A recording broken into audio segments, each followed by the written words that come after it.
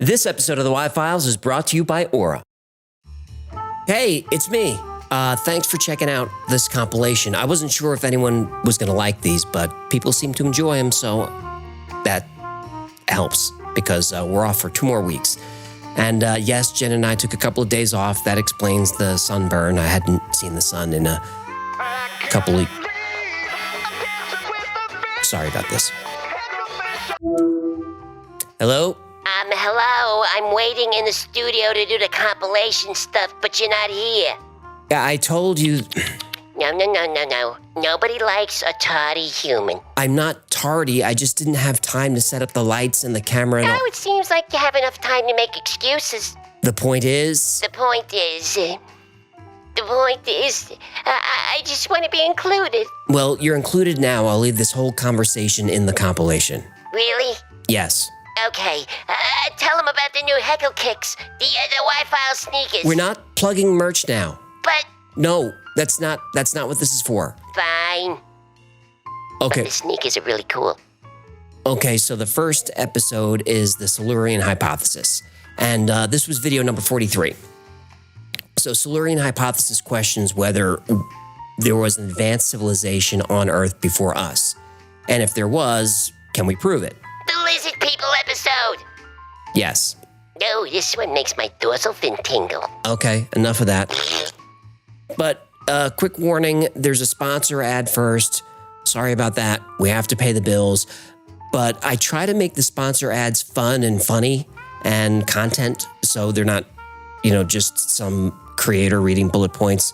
And it's also how you learn about the backstory about Hecklefish. Oh, this is the ad where I first met Gertie. Yes, it is. It's a very touching sponsor ad. Well, I don't know about that, but it does help pay the bills. Okay, the ad and the episode are only about 15 minutes, and I'll see you guys after that. I don't know, he's about 4 inches long and orange, bright white teeth. Sometimes he wears a tinfoil hat. It's just... Never mind, detective. I found him. Where have you been? Hello, human. I've been wanting this for days. I'm determined to the bottom. Emails. I will not rest until I find the culprit. I don't understand what you're saying. Can you stop moving for a second, please? Okay. Hang on. Gertie, down, girl. Gertie? It's short for Gertrude. I know it's short for Gertrude. Wait, are you in a camel? Her name is Gertie. I'm sorry, Gertie. I'm sorry, baby. The human doesn't know what you're saying. Who's a good girl? Why are you on a camel? Gertie. Why are you on... Where are you? I'm in the Al Carrara Desert. I keep getting these emails from an Arabian emir, so I came to find him. Emir? It means prince. I know what an emir is. He told me that there's some trouble in his emirate, and he needs my help transferring money out of the country. And if I help, I get a huge percentage. You know that's a scam, right? Of course I know it's a scam. I turned him down like 30 times, but he keeps emailing me, so I'm gonna go see the emir and put a stop to it myself. Sometimes you just gotta put your fin down. There is no emir. Of course there is. He signed the emails with his own name. Besides, when I got to Qatar, my cab driver sold me a map. So now me and Gertie are out here looking for the guy. Look, you should just let Aura handle this. Oh, is that the name of your camel? 'Cause Gertie gets jealous. No, Aura is today's sponsor. That makes more sense. Data brokers make a lot of money selling your personal information to scammers, to robocallers. Desert royalty. There is no... Never mind. The point is, Aura can find out who's exposing your information and submit opt-out requests for you. I already did that. Yeah, I know, but these scammers use all kinds of loopholes to make it almost impossible to get your information off their lists. So just let Aura handle it. All right. Hit me with the call to action. Well, you could try Aura for 2 weeks completely free by going to aura.com/the-Y-Files. Aura is the only app you'll need to protect you from all kinds of dangers online. You get a VPN, virus protection, password management, identity theft insurance, parental controls. Oh, that's good for the guppies. Yep. Oh, it sounds expensive. I just blew a fortune on camel chow and camel nip. Camel nip? Never mind. Look at this chart. Whoa, you get all that? Okay, I'm sold. I'll sign up as soon as I deal with this emir. There is no emir. Just go to aura.com/the-Wi-Files and get your 2-week trial completely free. There's a link below. Hey, look, I gotta go. There's a haboob coming. A boob? It's a type of desert storm. I know what it is. All right, see you in a couple of days. We should be back by hump day. You get it? Yeah, very funny. Wait, what do you mean we? You're gonna love Gertie. Oh, you cannot bring She's that. really affectionate. You just gotta stroke her hump. Don't you bring a... Don't worry.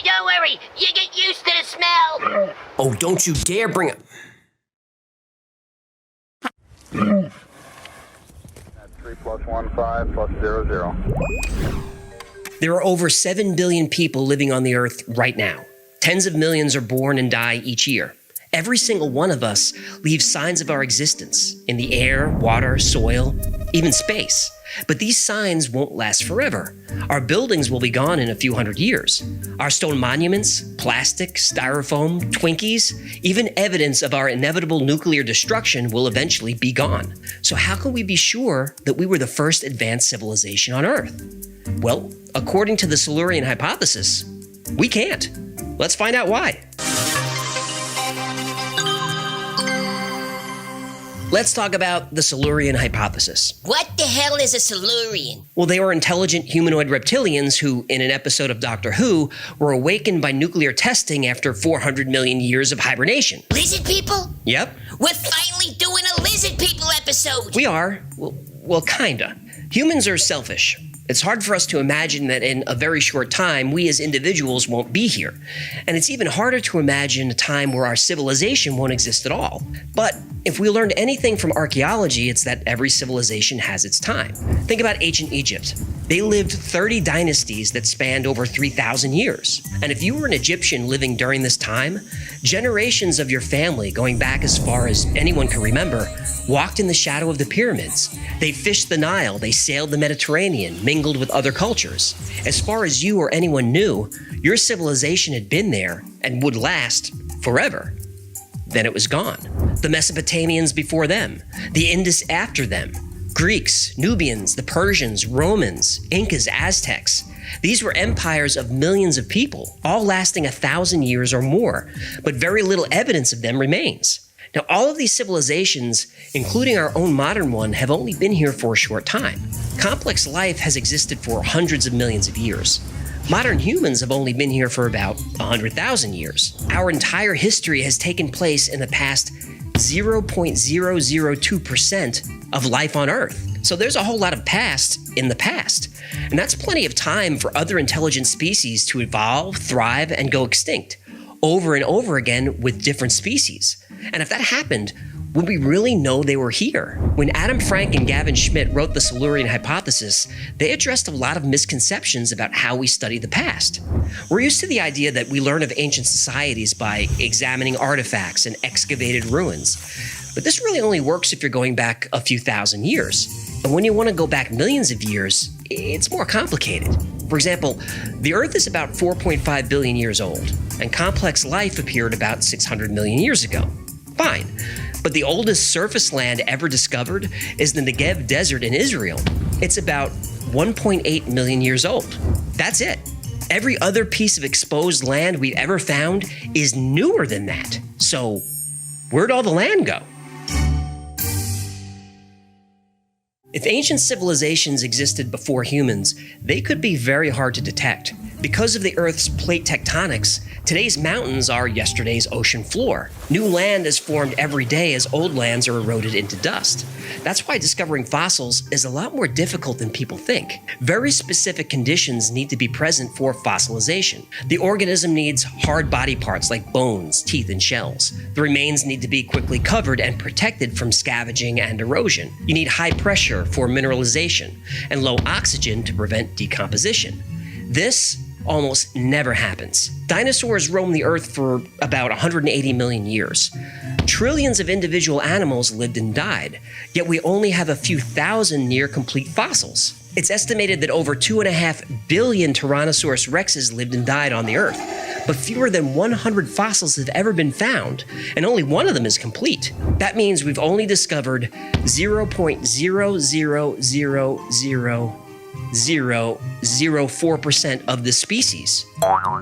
Now, Schmidt and Frank said that a species as short-lived as Homo sapiens might not be represented in the existing fossil record at all. Now, the current area of urbanization is less than 1% of the Earth's surface. So human artifacts like roads, cities, machines, even megastructures would last only a few thousand years and are unlikely to ever be found. They conclude that direct evidence like this can only go back about 4 million years. Even if the entire human race were eliminated by a nuclear war, the radioactive evidence would disappear eventually. So, are there other methods for detecting the existence of advanced intelligent life in the distant past? Turns out there are.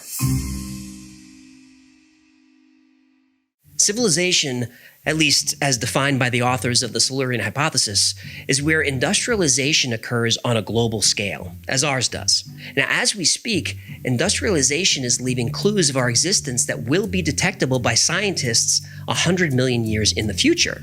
Now, eventually, our time on Earth will be crushed down to nothing more than a thin layer of rock sediment. Yeah, that's uplifting. Now, in a sedimentary core, a layer of a few centimeters is deposited every 1,000 years. And in those centimeters, future paleontologists will find evidence of our geologic era called the Anthropocene. Now, for example, we grow so much food now that our use of fertilizer is actually redirecting the planet's nitrogen supply. And this nitrogen cycling is also changing its isotopic signature. And this isotope will be detectable in the sediment. Agriculture and deforestation increase soil erosion, and that erosion washes into the sea and becomes part of the sediment. Now, human mining activities have increased the amounts of gold, lead, chromium, platinum, and other metals, and these also will be visible in the sediment at greater rates than before. But the element that will really tell the story of civilization is carbon. Humans conquered the planet by harnessing combustion, and it seems reasonable that intelligent life forms everywhere would do the same thing. When we burn the tissue of long-dead plants, fossil fuels, we change the ratio of isotopes in the atmosphere, and this is called the Seuss effect. The green omelet guy? Different Seuss. Yeah. Carbon comes in 15 flavors, but the most common isotopes are carbon-12, carbon-13, and carbon-14. Carbon-12 is light carbon. This is the isotope preferred by plants and used during photosynthesis. And animals that eat plants consume the plant's carbon-12. And animals that eat plants consume their carbon-12, and so on. Now, volcanic emissions are carbon-13. Carbon-14 is radioactive and decays predictably over time. Fossil fuels have no carbon-14 at all. And as we burn more fossil fuels, the levels of carbon-13 and 14 go down, while the level of enriched carbon-12 goes up. All this carbon in the atmosphere also causes the Earth to warm slightly. Bleh. What? Global warming is a myth. It's not. Sheep. Look, you can argue that the warming is man-made or that it's not, but either way, we're up about a degree. Bleh, bleh. Anyway, when looking through sedimentary layers from millions of years ago, this is what we need to see to determine if there was advanced civilization present. We need to see a large but temporary spike in carbon and oxygen, a large but temporary spike in metals, and a large but temporary spike in global temperature. We find that? We're onto something. Have we found that? Have we? We have, and it happened 56 million years ago. The age of the lizard people. A sudden global change of carbon and oxygen isotope levels happened 56 million years ago in what's known as the Paleocene-Eocene thermal maximum, or PETM. And the PETM only lasted about 200,000 years. Now that's nothing in geologic time, but remember, that's as long as we've been here. And during this time, the PETM, the Earth's temperature rose about 6 degrees Celsius. Now that was warm. I mean, we're talking t-shirt weather at the North Pole warm. I mean, the ice caps were completely gone. Lizard people do like warm weather. What? Lizard people are cold-blooded. Hello? Read a science book. There were no lizard people. Bleh. So is the PETM evidence of an ancient civilization? Yep. Probably not. Bleh. It took 5,000 years to reach the level of carbon in the atmosphere that we've done in only 300 years. So what caused it? Nobody knows. Aha! The best guess is the PETM was caused by a massive volcanic eruption, but nobody knows for sure. What's weird, though, is there is evidence of a lot of fossil carbon in the atmosphere. Lizard people gas stations. And a few million years later, these conditions happened again.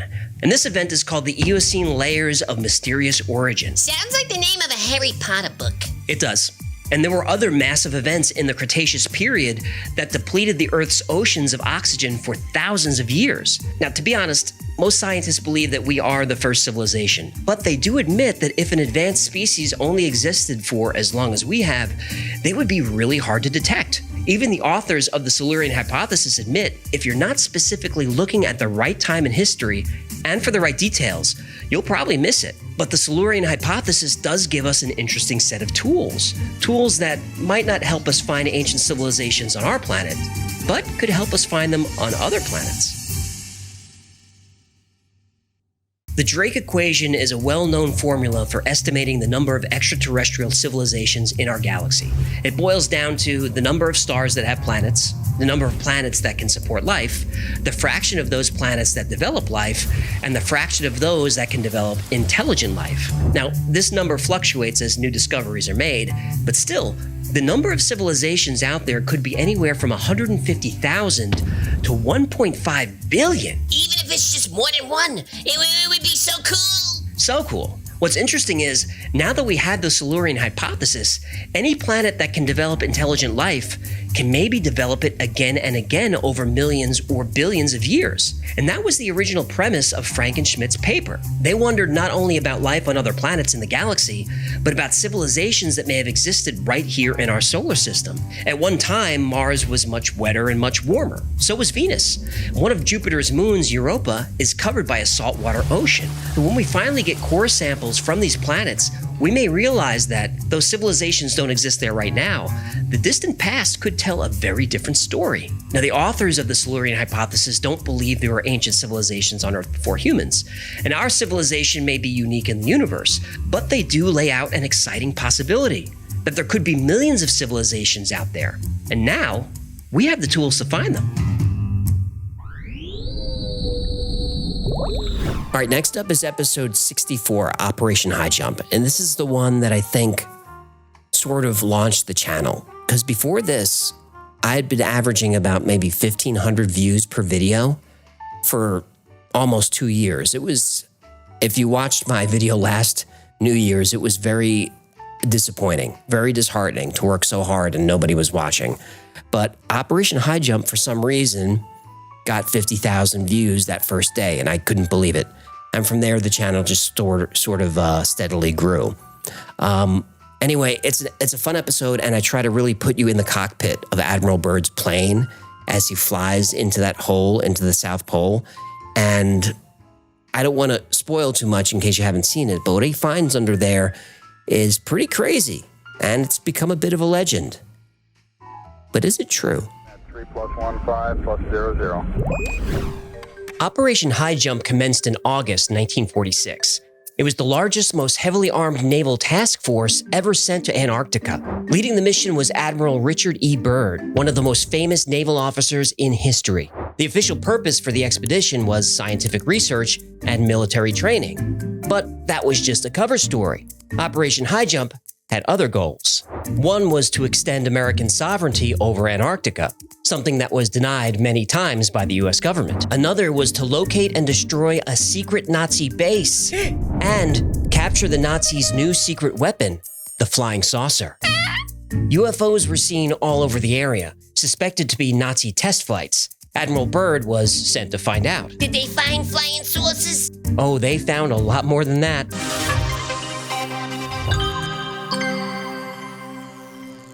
In December 1938, aware that he was on the brink of war, Hitler dedicated considerable resources to searching for mysterious ancient artifacts said to have incredible power. One of these expeditions launched on December 17, 1938. The SS Schwabenland was sent on a secret mission to Antarctica. On board were scientists and engineers, but also members of the Thule Society, a German occultist group. The Thule Society believed that a highly advanced race of human-like beings called Aryans existed somewhere deep inside the Earth, and the entrance to their world was at the South Pole. The classified mission of the SS Schwabenland was to find a location for a secret underground base and make contact with the Aryans living in the Hollow Earth. And once contact was made, negotiate for access to their technology. The ship reached the Antarctic coast a month later. For the next 3 weeks, They mapped hundreds of thousands of square miles of the continent. About 150 miles inland, aerial reconnaissance found what is described as an Arctic oasis, an area about 300 square miles that was free of ice, filled with warm water, and even contained plant life. In the ocean beneath the oasis was a geothermal vent that kept the area relatively warm. This was the ideal place for a base, especially for U-boats. This is where the Nazis would establish the infamous underground facility known as Base 211. Over the course of World War II, Base 211 became a massive complex, as large as a small city.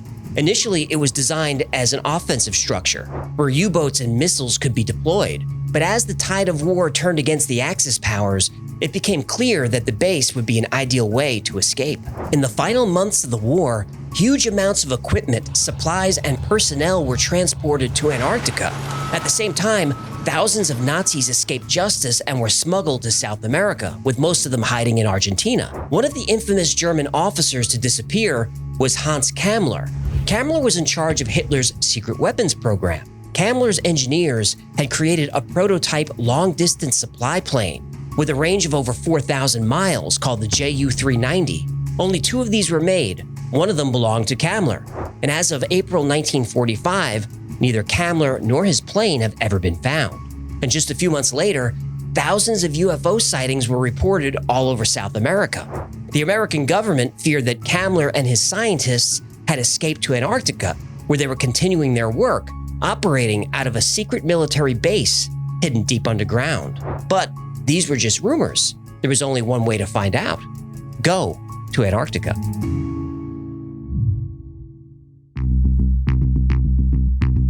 Okay, before we talk about what Admiral Byrd saw in Antarctica— No, come on, just get to the weird stuff. I will, but it's important that you understand what kind of man Richard Byrd was. He was not some pseudoscience conspiracy theorist kook.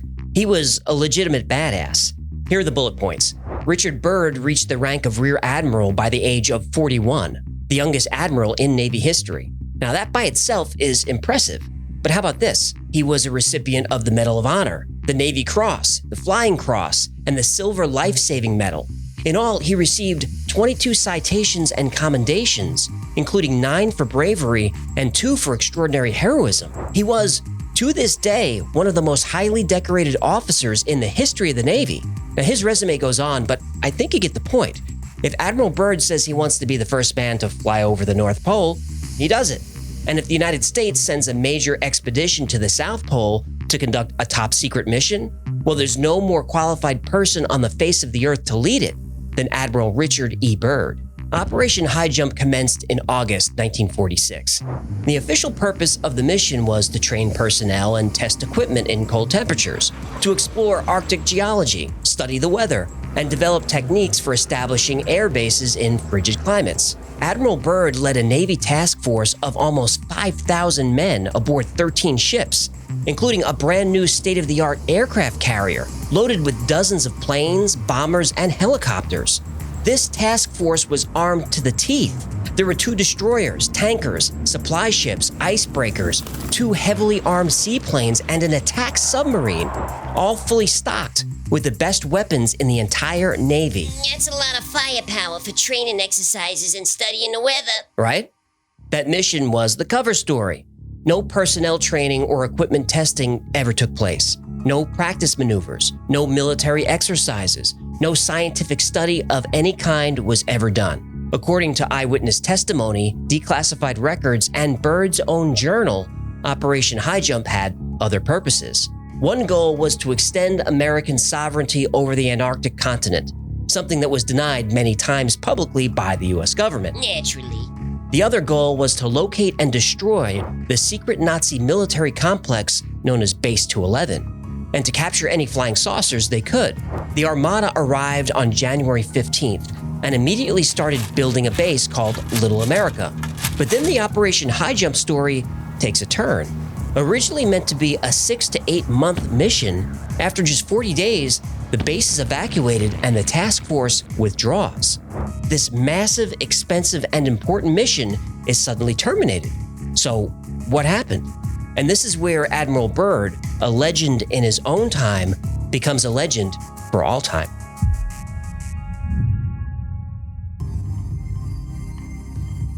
The Navy task force retreated to Chile, and as soon as they made port, rumors spread about strange findings and disasters that forced the mission to be cut short. Admiral Byrd himself spoke to the media, and rather than deny the stories, he expressed deep concern about the real possibilities of devastating aerial attacks on the U.S. This doesn't sound like a guy on a scientific mission. It sure doesn't. Byrd warned that it was imperative for the United States to take immediate defensive measures against hostile forces in the Arctic and Antarctic. The Admiral went on to say that he wasn't trying to alarm anyone. Too late. But the cruel reality is that in case of a new war, the United States could be attacked by flying objects that had the ability to move from pole to pole at incredible speeds. Admiral Byrd reiterated this in a few different statements. He warned that there was a new enemy that could attack any country at any time, anywhere, no matter the distance. When Admiral Byrd got back to Washington, he was immediately debriefed. And though he had just spent 2 weeks making statements in the press, after a lengthy interrogation, Admiral Byrd never uttered another word about Operation High Jump. The mission was immediately classified top secret, and any sailor who spoke about the mission would be arrested and imprisoned. The Navy then published a brief summary of the mission's achievements and admitted some sailors were killed, but they didn't say how many. And officially, all the deaths were accidents, and the bodies were buried there, not brought home. During one of his flights, Admiral Byrd was missing for 3 hours in an episode of lost time, but that was officially blamed on radio failure. The official reason for terminating the mission early was poor weather conditions, and that was that. However, you know how Admiral Byrd was missing for 3 hours and experienced lost time? Yeah. Well, Byrd was meticulous at documenting everything, but when he returned to the States, his journals were confiscated and classified. But the government didn't get everything. He had a secret diary that he gave to his son right before he died. And if any of what he claims to have seen is true, well, it changes everything.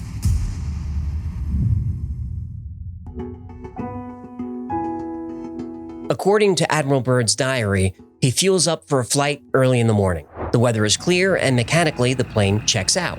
At 8:15, at an altitude of 2,300 feet, he checks in. 08:15 hours. Radio check with base camp. Situation normal. At 10 after 9, he notices a color pattern in the snow. Nothing extreme, but he circles the area to get a closer look. He makes visual contact with camp and radios in his findings. Then, his instruments start to act strange. He writes that both his compasses are gyrating so much that he can't even use them. So he uses the sun to navigate and maintains a visual of camp. He reports that his controls are feeling sluggish. He's concerned about the wings icing up. There's a little ice, but no indication of a problem, so he continues flying toward what he perceives as a mountain range. 09:49 hours. 29 minutes elapsed flight time from the first sighting of the mountains. It is no illusion. They are mountains and consisting of a small range that I have never seen before. He crosses the mountain range and descends toward what he describes as a green valley with a small river running through it. There should be no green valley below. Something is definitely wrong and abnormal here. We should be over ice and snow. To the port side are great forests growing on the mountain slopes. Our navigation instruments are still spinning. The gyroscope is oscillating back and forth. He drops down a bit and circles back for a closer look. He reports the green as being moss or tight grass. The light seems different here. He can see the ground easily, but he can no longer see the sun. Now, this starts to worry him because he's using the sun to navigate, but he gets distracted by something he didn't expect. On the green valley below, a large animal is grazing. It appears to be an elephant. No, it looks more like a mammoth. This is incredible, yet there it is. Decrease altitude to 1,000 feet and take binoculars to better examine the animal. It is confirmed. It is definitely a mammoth-like animal. Report this to base camp. Admiral Byrd flies over green pastures that stretch for miles, and he's so amazed by what he's seeing, it takes him almost 30 minutes to realize it's not cold anymore. Frost on his forward window is gone. Same with the bits of ice that were on the wings. He removes his gloves. The window of the canopy is warm to the touch. He records an external air temperature of 74 degrees Fahrenheit. His instruments are now back online, but his radio is out. And remember, in the official report, Admiral Byrd was out of radio contact for 3 hours. So So he flies for another hour over what looks to be a countryside or a pasture. On the horizon, he sees the impossible, a large, shining city. The plane shudders. Admiral Byrd grabs the controls, but they're not responding. He notices the plane feels light and buoyant. Then, on both sides of the plane, strange aircraft are rapidly closing in. They're disc-shaped and seem to be radiating light, and somehow they're running completely silent. Now, thinking this is now a really good time to head back, Admiral Byrd tries the controls again. No luck. The plane's engine suddenly cuts out, but somehow continues flying, controlled by some unseen force. The craft are right up alongside his plane now, close enough that Admiral Byrd can see markings. In that instant, his wonder turns to terror. The markings are swastikas.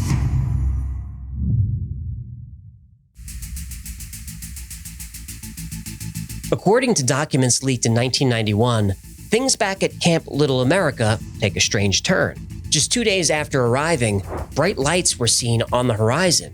The sailors thought it was another ship, but they were below the Antarctic Circle in uncharted waters. The lights then ascended at a 45-degree angle into the sky very quickly. They tried to make radar contact, but were out of range. 3 hours later, 5 more lights appeared in the sky and began flying directly toward the ships. Anti-aircraft guns and 20mm cannons were fired but had no effect. A radio operator stationed on the USS Brownson gave testimony of how strange craft suddenly appeared from the ocean. And this is corroborated by Lieutenant John Sayerson, who said objects shot vertically out of the water at tremendous speeds. One object flew between the masts of his ship with such force that the radio antenna oscillated back and forth from the turbulence. An aircraft from the USS Currituck took to the sky but was immediately struck by a beam of energy and destroyed. About 10 miles away, the torpedo boat USS Maddox burst into flames and began to sink. According to the report, this was the first attack of several that would occur over the next few weeks. February 26 would be the last engagement with the unknown craft. The Navy task force ordered retreat and left the area, a full 6 months before their mission was supposed to end. Although Lieutenant Sayerson couldn't identify the lights, he wondered if they were what he called German wonder weapons, being operated by survivors of the recently defeated Third Reich, operating out of a secret base under Antarctica. His testimony has fueled speculation that still exists, and to this day, investigators are trying to determine what really happened during Operation High Jump.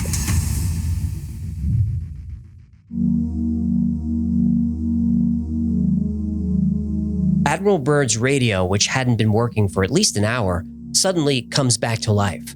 Though the signal was distorted, a voice starts speaking English with a slightly German accent. Welcome, Admiral, to our domain. We shall land you in exactly 7 minutes. Relax, Admiral, you are in good hands. The plane gently lands itself, and Admiral Byrd is met by several men, all tall with blonde hair. Aryans? Sounds like it. Byrd joins the strangers on a platform that levitates and rushes them toward the city at great speed. He's directed to an elevator that takes him quickly and silently deep underground. He is to have an audience with the Master. Admiral Byrd is led into another room where an older man is seated at a long table. Admiral Byrd is asked to sit down. The Master says his people are called the Ariani, and they've been observing humans for a long time, but only now are they choosing to interfere. The Master says that Admiral Byrd's race is too immature for atomic energy and are at risk of destroying themselves. The Master says every time they try to make contact, their ships are fired upon and pursued by fighter planes. So instead, they chose Admiral Byrd to carry this message. Because he's a famous and well-respected figure, the Master hopes that the world will believe him. After the meeting, the Admiral is escorted back to his plane. And after flying for a few minutes, a voice comes through the radio that control of the aircraft is now his. A voice says, "Auf Wiedersehen," and disconnects. Definitely Aryans. When Admiral Byrd arrives at the Pentagon in March 1947, he is debriefed and interrogated for hours. He relays the message from the Master and advises the President. He's ordered to remain silent about the operation, and indeed, Admiral Richard E. Byrd never spoke a word about this mission again. The final entry in his diary is a number of years later. Admiral Byrd feels what he calls the long night coming, but doesn't want this knowledge to die with him. Just as the long night of the Arctic ends, the brilliant sunshine of truth shall come again.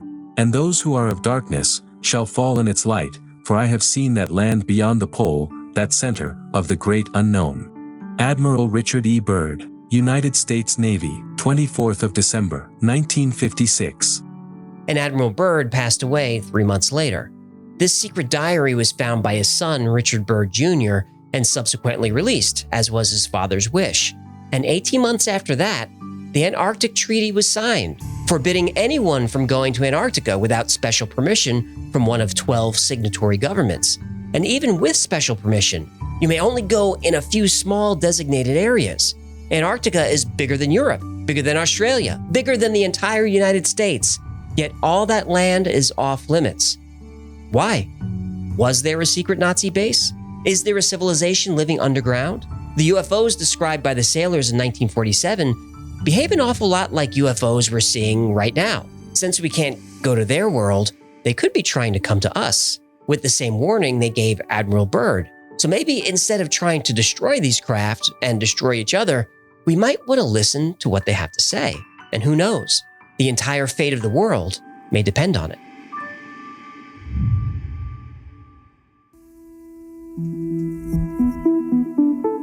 Okay, talk about a story having it all. UFOs, Nazi bases, government cover-ups, even Hollow Earth. And I've done a lot of research on Hollow Earth, so if you want to see that video, let me know in the comments. Anyway, I'll tell you right up front, there's a lot of the story that can be debunked, but not all of it. Let's start with Admiral Byrd's secret diary. It's not real. First of all, the flight in the diary takes place in the North Pole, so we're already off to a rocky start since Antarctica is as far south as you can get. And some of the log entries are almost identical to actual published log entries from the Admiral. The same types of instrument failures, engine issues show up in both places for some reason. Also, whole paragraphs of what the Master said to Admiral Byrd seem to be plagiarized from the 1937 film Lost Horizon, where the main character is talking to the Dalai Lama who issues the same kind of warning. In 1964, a book about the Hollow Earth was released by Walter Siegmeister under the pen name Raymond Bernard. Admiral Byrd is mentioned quite a bit in the book. Bernard went on to write lots of books about UFOs and Hollow Earth, and later, when Byrd's secret diary appeared, guess who wrote the foreword? Yep, Raymond Bernard. But the dead giveaway for me? The secret diary is full of exclamation points. Like, lots of them. If you read any of Byrd's other logs, no matter how excited he gets, he doesn't write like he's posting on Reddit. He writes like a gentleman. So what about the Nazis? Here's where it gets tricky. The Schwabenland did go to Antarctica in 1938, but its mission was to secure new ports for whaling to supply Germany with its own whale oil for margarine. Whoa. A Nazi mission to the South Pole for a delicious buttery spread? Exactly. Germany wasn't at war yet, but Hitler was planning it. A lot of oil and fat-based products were imported. Hitler wanted to make sure that these industries could continue and his army could be fed in case foreign supplies were cut off. The Nazi mission did claim some land for Germany, and it's widely thought that they did look for a location for a base and maybe even tried to build one, but no evidence of a base has been found. However, Nazi artifacts have been found in the Arctic, in the north, which could be why this story continues to circulate. But so far, nothing in the south. Could be underground. It could be. I'm not saying nothing's there, I'm just saying we haven't found it yet. Or they found it and aren't telling anybody. Well, that's always a possibility. The US government did lie about the real purpose of Operation High Jump, and it's true Admiral Byrd never spoke about it publicly, except for those cryptic comments in the Chilean newspaper El Mercurio. El Mercurio is a real paper, and Admiral Byrd did give them an interview. Obviously, the article was released in Spanish, but when it was translated back to English, his words were twisted around to make the story sound more dramatic. Never let the facts get in the way of a good story. Right. Byrd never said there are ships that can fly pole to pole at tremendous speeds. He said the United States could be attacked by planes coming from the poles, and it should be ready for that. And Operation High Jump had a press contingent, about a dozen reporters giving daily reports. There really wasn't much going on, so rather than send back a 3-word story, lots of ice, the reporters added their own flair. For example, Byrd did find a small lake that had uniquely warm temperatures with algae growing in it, but it was reported as a land of blue and green lakes and brown hills in an otherwise limitless expanse of ice. And the UFO attack? Right. In 1991, after the collapse of the Soviet Union, millions of secret documents were released. And one of those, written in 1947, was a description of Operation Highjump. And in 2006, a Russian documentary was released based on that secret intelligence report. The Soviets did believe that Operation Highjump was a mission to find and destroy a Nazi base. And look, with all that firepower, I don't think that's a stretch. The reports of the battle with UFOs comes from the Soviet documents. But it's iffy on the facts, and they got some of the names of the ships wrong. But they did get some right. And the US military has a history of changing a ship's name and rewriting the ship's story if it serves Navy policy. Propaganda. Always. The Soviet report said that UFOs weren't trying to destroy the American ships, which they easily could have done. They just wanted the ships to turn back. The mission was cut way short. The official reason for that is weather. But that's a lot of resources wasted because of weather. Were there really UFOs protecting something down there? Or was this disinformation deliberately leaked to the Soviets by US intelligence? I don't know. I've debunked as much as I can for you. Even though a lot of the story is false, not all of it is. And it seems as the only way we'll get answers is to go to Antarctica. But if there's one thing that every government in the world agrees on, it's that whatever is down there needs to stay there. But I'll leave you with these final thoughts. Just a few months after Operation Highjump, a UFO allegedly crashed in Roswell, New Mexico. The location of the crash is only a few miles from the world's first nuclear explosion. And Admiral Byrd did go missing for 3 hours and arrived back at camp 3 hours late. He was in a small, short-range airplane, so why didn't he run out of fuel? I still enjoy that one. I love the sequence of the airplane when he's flying through the hole in the South Pole, but I still kind of cringe at it because I'd love to redo that whole thing. I can make it so much better. Our production has come a long way since then. Anyway, next up is the story of Paul Benowitz, Richard Doty, Phil Schneider, the Dulce Underground Base. And this was episode 85. And this was about the time where I started kind of really going after the intelligence community. Not like the guys and gals that are out there keeping us safe. We love those people. I mean the shadow government, the shadow intelligence, the people that keep the UFO information from us. Now, I don't know what they know, but I know they know something. So this was the episode that touches on really all the intertwining stories and how they created this disinformation campaign that really threw a monkey wrench into the entire UFO community, at which I still think that community has not recovered from it yet. Now, I don't want to say this is a super dark episode, but we do get pretty serious. Either way, it's a wild one. 3+15+00. Everyone's heard of Area 51, the top secret facility in the Nevada desert. But nobody really knows what happens there. We have only rumors. One rumor is that alien bodies have been recovered from UFO crashes. Those aliens have been autopsied and the subjects of medical experiments for years. But have you ever heard of Dulce Base? Dulce is more secret than Area 51, and more sinister. If Area 51 is the place where humans experiment on aliens, Dulce is the place where aliens experiment on us.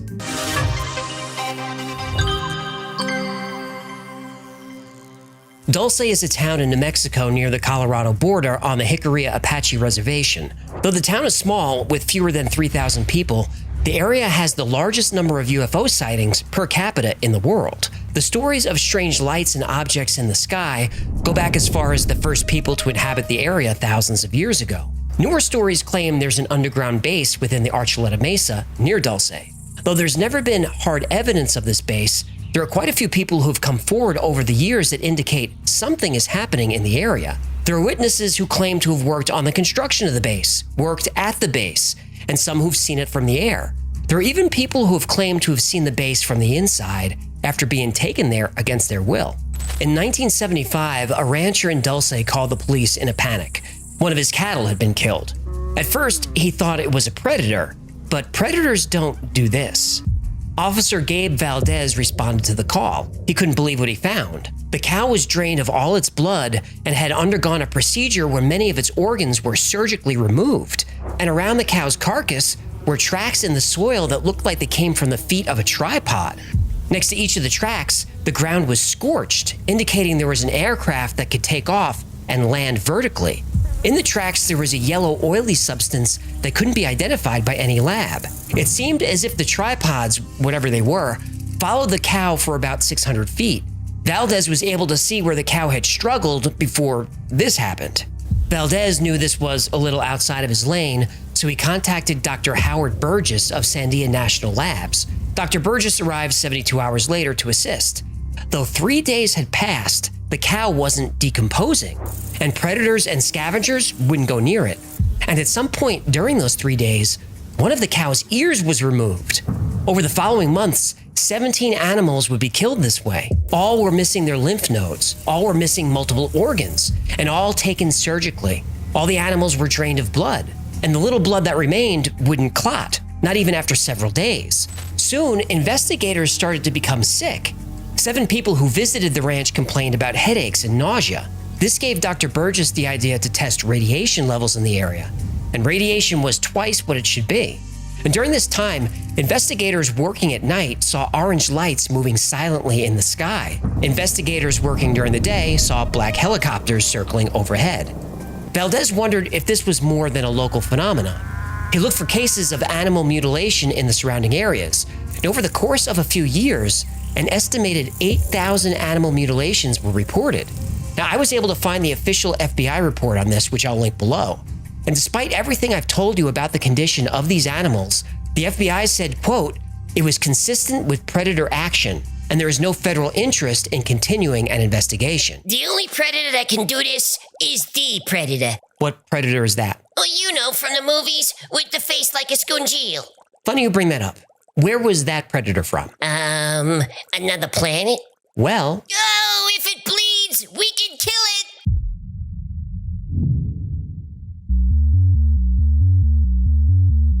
Paul Benowitz was born in 1927, and when World War II broke out, he joined the Coast Guard as a teenager. He had a master's degree in physics and was pursuing his PhD when he opened an electronics company in Albuquerque, New Mexico. Paul Benowitz's primary clients were the Air Force and NASA. He did so much business with the Air Force that he actually bought a home and established a lab right next to Kirtland Air Force Base. And we have an entire episode that covers him and how he was misled and abused by the United States government. Link below. Kirtland Air Force Base is a massive complex spanning over 80 square miles. Over 20,000 people work on the base. Kirtland also happens to be the largest storage facility for nuclear weapons in the Western Hemisphere. On the grounds are the Manzano Mountains, and under the Manzanos are 80 underground bunkers, including a presidential emergency shelter. Connecting the bunkers are over 40 separate tunnels, though nobody knows for sure how many. The people who built the facility were not allowed to tell anyone about what they were working on. Paul Benowitz was a gifted engineer and was interested in UFOs. From Paul's second-floor balcony, he observed and filmed strange lights in the sky. He also recorded radio transmissions that seemed to be alien in origin. Paul occasionally worked for several UFO groups, including the Aerial Phenomena Research Organization known as APRO. And even though UFO research wasn't yet mainstream, APRO was a respected organization known for scientifically grounded research. In 1979, Paul attended a conference in Albuquerque where he met Officer Gabe Valdez. They traded stories about cattle mutilations, alien abductions, and UFO sightings that were happening in the area. Gabe Valdez and Paul Benowitz struck up a friendship. Valdez was basically the go-to cop for any strange phenomenon in the area, and Paul was compiling more and more data that aliens were real, were here, and were very interested in Kirtland Air Force Base. In 1980, Valdez caught the Myrna Hansen case and asked Paul Benowitz for help. Myrna Hansen claimed to have had a terrifying experience. When she was driving to her home in Eagles Nest, New Mexico, both she and her son saw 2 UFOs over a field. They left the car running and got out to take a closer look. They saw a cow grazing in the field get lifted into one of the UFOs by a beam of light. The next thing she knew, Myrna and her son were back in the car, the engine off, and hours had passed. But what happened during those hours, she had trouble remembering. And what she did remember, she had trouble discussing. So Gabe and Paul brought in a psychology professor to place Myrna under hypnosis to see if she could access these suppressed memories. The hypnosis session began, and based on what Myrna Hansen remembered, she had every reason to be terrified.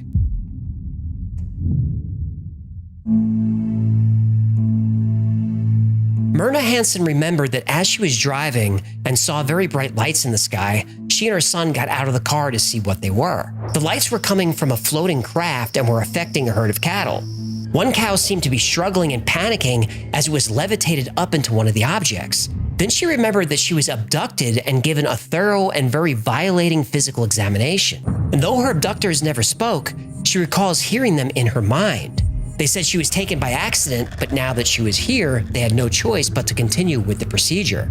She described their appearance as what we now call a gray alien. She also reported being taken to an underground base, and there she saw body parts floating in vats of bubbling liquid, and she remembered a terrible smell.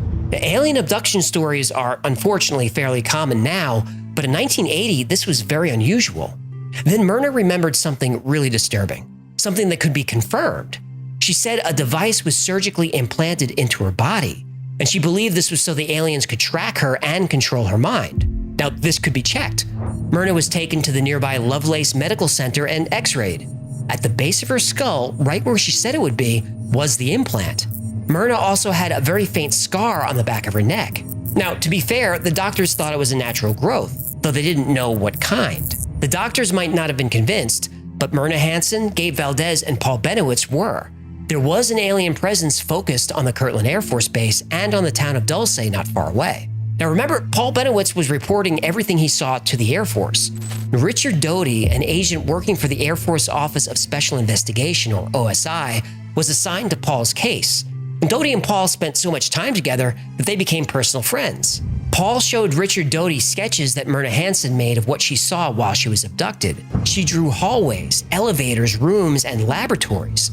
Then Doty confirmed that her drawings matched the Manzano weapons storage complex, which was an underground facility. And over the next 20 years, more and more information would emerge that confirmed not only are aliens on Earth, but they're also working with the United States government. But when did this partnership begin? And why would the government be working with aliens, and for what goal? Well, in 1995, we would get our answer when Phil Schneider, an engineer who helped build Dulce Base, blew the whistle. And it's darker than you could possibly imagine.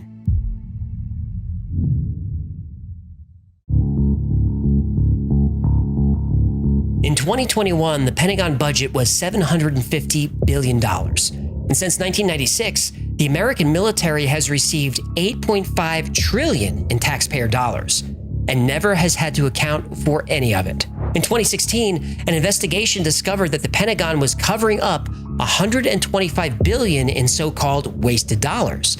Now, if the military budget comes up short in a given year, whatever number that is just written in. It's called a plug, and then boom, balanced budget. You try that with your taxes and see how that works out for you. Well, they throw you in jail. But there's evidence that the money is not being wasted. It's actually part of the Pentagon's black budget. In 1995, at the Preparedness Expo, Phil Schneider blew the whistle on one of the most secret black budget programs in history. On the southwest part of the Archuleta Mesa, we built an underground facility, a better part of 3 cubic miles, hollowed out underground. We were in the process of the early stages of building. We drilled 4 large tunnel-like holes. Some of them ran 2.5 miles under the surface.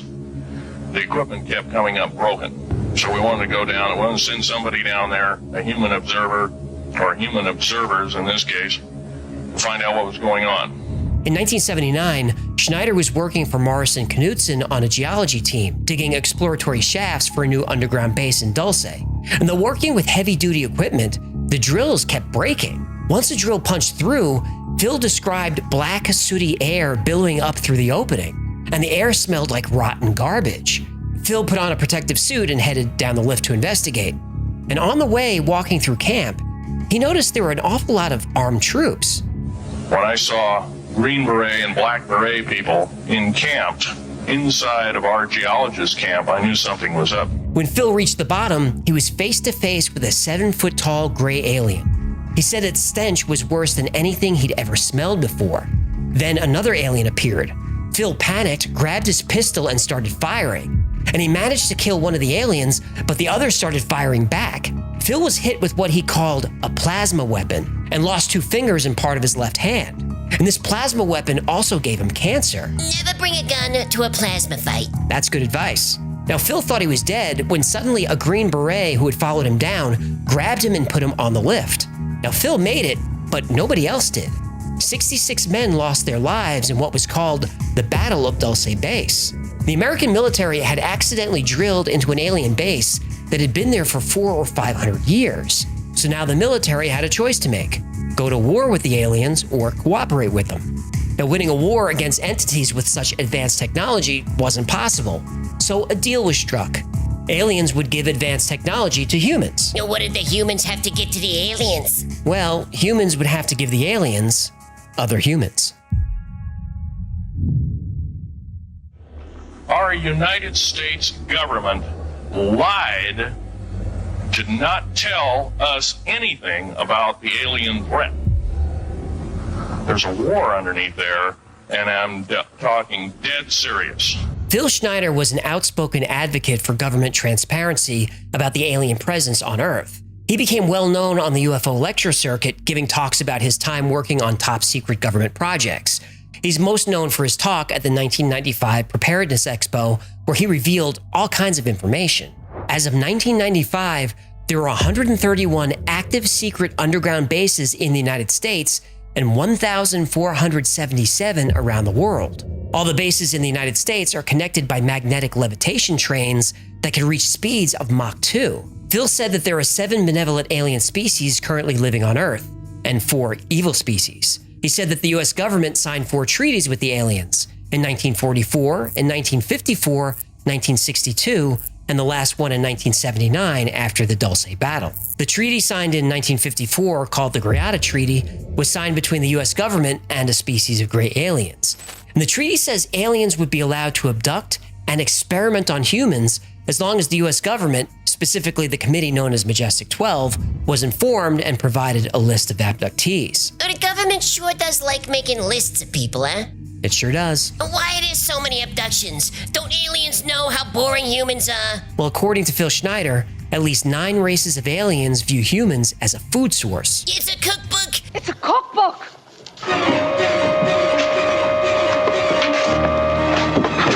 No! No! No! No! No! Ah! No! Classic Twilight Zone episode. But the aliens don't consume human flesh. Instead, they use the secretions of glands from mammals. This species of alien suffers from a genetic disorder, and the enzymes in mammal hormones keep the aliens healthy. And some alien races use human adrenaline as a recreational intoxicant. Ugh, they get high from human secretions? They do. Yeah, that's a hard pass for me. Me too. Now, in exchange for access to humans for experimentation, the aliens would provide the United States with advanced technology. According to Phil Schneider, military technology is 1,200 years ahead of what civilians have now. Stealth technology came from aliens. The US government now has the ability to create special metal alloys, but they can only be created in the vacuum of space. The US military has a device that causes earthquakes.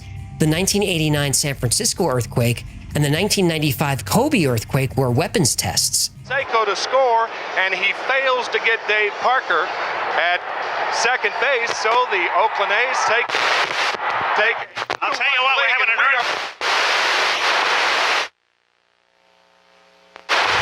And Phil Schneider makes all kinds of other claims. He said the bombings of the World Trade Center in 1993 and the Oklahoma City bombing of 1995 were done with miniature nuclear devices provided by the aliens. He said AIDS and other viruses were created as a means of controlling the population. All right, hold on. I gotta stop you there. What? You expect me to believe that a government would artificially create a dangerous virus in a lab? My friend, that is a bridge too far. Sarcasm? Yes, of course it's sarcasm. Phil Schneider believed that all this was happening for one purpose: to establish a new world order. The alien plan is to completely take over the planet and eliminate almost 90% of the world's population. Ooh, this is the kind of talk that makes the men in black come a-knocking. That's true. And Phil Schneider said he was under constant surveillance by the government. He even claimed he was attacked by an FBI agent and killed the agent in self-defense. and he reported this to the FBI, but nothing came of it. No, because the government would have to admit to all this stuff. That's right. Phil was constantly in fear for his life. He said he had 11 close friends all die under mysterious circumstances, but every death was ruled a suicide. In fact, Phil Schneider told his friends and family over and over, if I ever end up dead, I didn't kill myself. It was murder. He was adamant about this. Yeah, I can't help notice that you keep speaking about this guy in the past tense. Well, in January 1996, just 4 months after he gave his famous lecture, Phil Schneider was found dead in his apartment. No, come on. Apparently, he had taken his own life. Oh, come on. There's a good chance that when I fly back to Reno, to Vegas, I have to drive home. I left my car down in Vegas. I have to drive home alone. I'm scared to hell. Phil Schneider was constantly worried. He told his family that if he was ever found dead, to not believe the story, that it was murder. A few weeks after that, Phil Schneider was found dead in his apartment.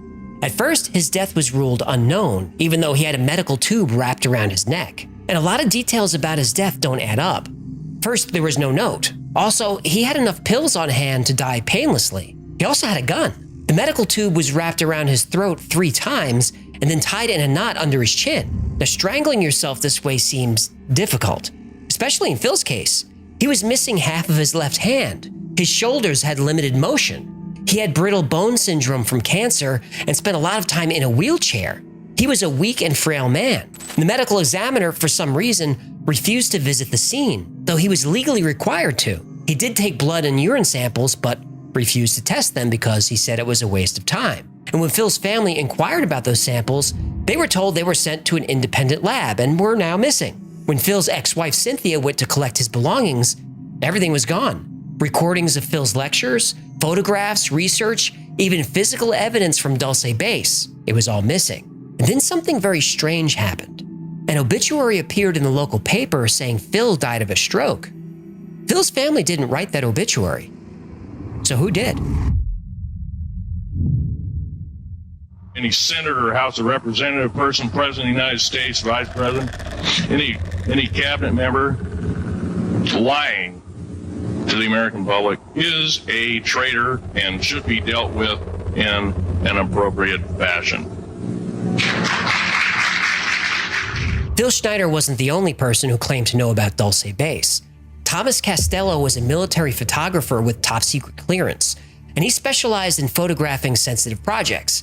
Castello worked at an underground facility near Nellis Air Force Base in Nevada, most likely Area 51. He also worked at Dulce Base.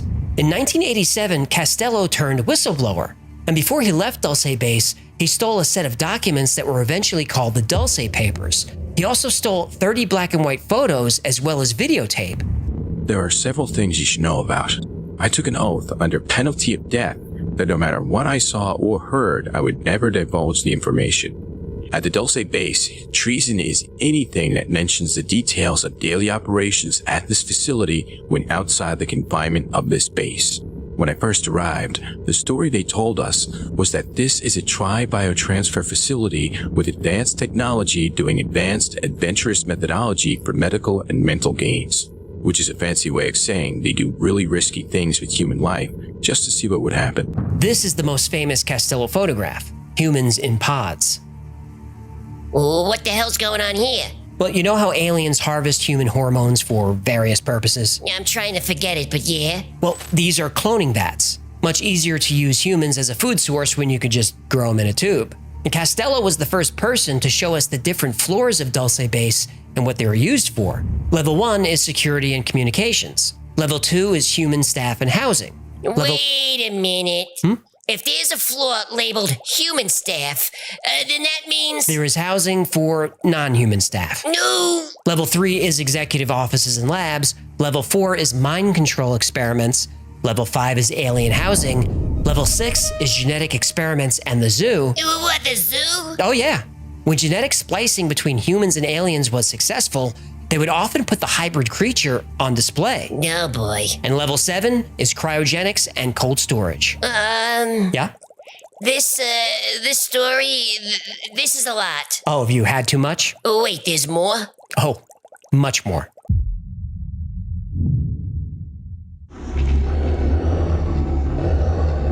The alien agenda is the complete takeover of this planet, the killing off of 5, 6 to 7/8 of the world's population by the year 2029. The U.S. military has known about this for 45 years. They've told no one. Most of the information we get from Costello comes from a single interview he gave called the Branton interview, and I'll link the full text below. Apparently there were, or are, over 180,000 aliens working in the facility. Costello gives us details about how the base is administered, and there are many different races that work there, and they're divided into ruling castes and worker castes. Well, obviously humans are workers. Obviously. But there are also alien worker castes, and ultimately all races report to a single ruling class called the Draco. That sounds like... Lizard people. Lizard people! Yes! Hey, speaking of lizard people, now is a great time to pick up a Hecklefish Lizard People mug. It makes a great gift. What are you doing? What? Someone's got to do the plugs? Go to shop.thewifiles.com and grab your Lizard People mug today. Anyway, the Draco... Lizard people. The lizard people are not alien. They evolved from reptiles and dinosaurs and have remained hidden. They created the underground tunnel system hundreds or thousands of years ago. And in the 1960s, they were made to be more suitable to humans and other races that the Draco created. Created? Oh yeah, the Draco created races for labor. The worker caste does the daily chores, mopping the latex floors, cleaning the cages, bringing food to the hungry people and other species. It is their job to formulate the proper mixture for the Type 1 and Type 2 beings that the Draco race has created. The working caste work at the labs as well as at the computer banks. Basically speaking, the reptilian races are active at all levels of the Dulce Base. There are several different races of aliens that work on the east section of Level 6. Thomas Costello lived the rest of his life in hiding in Europe. He's since passed away, but if you're interested in hearing more from him, I'll post a link to a message board where he answers a lot more questions. And I just scratched the surface here. His interview is the rabbitest of rabbit holes. Rabbitest? Shut up. Oy vey.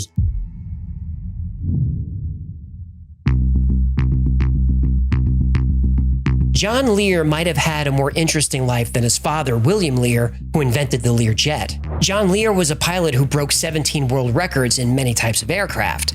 He flew cargo planes for the CIA in the 60s and 70s. John Lear was also one of the most visible proponents of the theory that not only are aliens here on Earth, but they're also colluding with the United States government. Lear became interested in UFOs in 1986 after talking with U.S. Air Force personnel who witnessed a UFO landing at Bentwaters Air Force Base near London. In that encounter, 3 small aliens walked right up to Wing Commander General Gordon Williams, and that became known as the Rendlesham Forest Incident. In 1988, Lear released a document titled UFO Cover-Up that exposed all kinds of secret government and alien activity. It's essentially a manifesto, and I'll link to the original text below. Lear covers the death of James Forrestal, Majestic 12, Roswell, abductions, cattle mutilations, and of course, Dulce Base. Lear said that he gathered 4 independent confirmations that the 7-story Dulce Base complex was real. He even detailed the different species of aliens who live and work there. The problem is not only just the fact that there are 5 and as many as 10 different civilizations visiting us. Apparently, and this is from the research that I've done, at least 90% of them are hostile. And when I say hostile, if not hostile, they have a completely different set of morals than we do. John Lear believed that, based on evidence, aliens are trying to regenerate their own race at our expense. He said they suffered a nuclear holocaust or severe illness that caused their entire race to weaken. This is why, according to John Lear, aliens are attempting to crossbreed with humans. In fact, he said this was successfully done 7 times over several years. Lear discusses the book Intruders by Bud Hopkins. Hopkins spent years studying abduction cases and was one of the first to reveal that human females were being used to gestate alien or alien-human hybrid children. This was information Hopkins learned through interviewing and hypnotizing hundreds of abductees. Now, obviously, John Lear didn't subscribe to the theory that aliens are here to protect us from nuclear war or help us in any way. Aliens are here to use us as livestock, as breeding chambers, and as subjects of horrible experiments. And what's even more frightening is the United States government is complicit in all of this. John Lear ended his document by saying, "The best advice I can give you is Next time you see a flying saucer and are awed by its obvious display of technology, run like hell. In 1947, the Air Technical Intelligence Center at Dayton, the top Air Force intelligence men and scientists under contract, sent a secret document to the commanding general of the Air Force saying that whatever these things were, they were real. And it started out with a crash at Roswell. 1947 is what the public has been told. Something crashed in the backyard in New Mexico, a place called Roswell, New Mexico. Unfortunately, that's what the public's been told. The military's known about the alien question for the better part of 70 years. And a second crash site that occurred in Magdalena or Horse Mesa out west of Magdalena, New Mexico. And I have found out that the government has retrieved between 10 and 15 actual flying saucers, 3 of which have been in perfect condition, 1 of which they tried to fly. And I know that they were reverse engineering. I was never actually briefed on it, but common sense can tell me that this craft over here isn't something we made. It was reverse engineered. Reverse engineered, yeah. Yes. They trained 9 months before they ever flew it. And then they trained another, I can't remember how long, 4 or 5 months, flying it all around Nevada. And it worked fine. I'm not attacking the United States Air Force. I'm attacking a small group in there that has been persistently keeping this from the public, just as they've kept other things. The Air Force has made an art form of ridiculing people who have talked about this thing. They've done an excellent job of covering it up for the last 40 years. We've been lied to, and the lies have got to stop, and they must stop immediately. Well, that was a roller coaster of a story, and not much of a happy ending. But what's true? Obviously, there's no hard evidence that Dulce Base exists, but there's also no evidence that it doesn't. And since all we have are eyewitness accounts, let's look at the witnesses. First, Phil Schneider. This isn't a Bob Lazar situation where all the evidence is mysteriously erased. There are plenty of records that show Phil did indeed work as a government contractor on many different projects, but his story has some holes, like his misunderstanding of military and law enforcement protocols, procedures, and jurisdictions. He said during the Battle of Dulce, there were 66 soldiers from the US and NATO, Green Berets, Black Berets, Delta Force, and Secret Service. The special forces he names are American, not NATO. NATO doesn't operate on American soil and never has. And even if it did, there's no way the US government would allow foreign military to be present for this kind of operation. He said Delta Force was there. In 1979, Delta Force was barely 18 months old. Very few people even knew about it. The military denied its existence for years, and even now, everything about Delta is classified. We don't know the size of the unit, their budget, or their missions, but we do know that Delta Force was created as a counterterrorism unit. I wouldn't expect them to be on a domestic operation that was essentially providing facility security. I could be wrong. Now, in 1979, Black Berets were only worn by Army Rangers. Now, could they have been deployed for security? Sure, but I doubt it. Now, Phil says the Secret Service was there.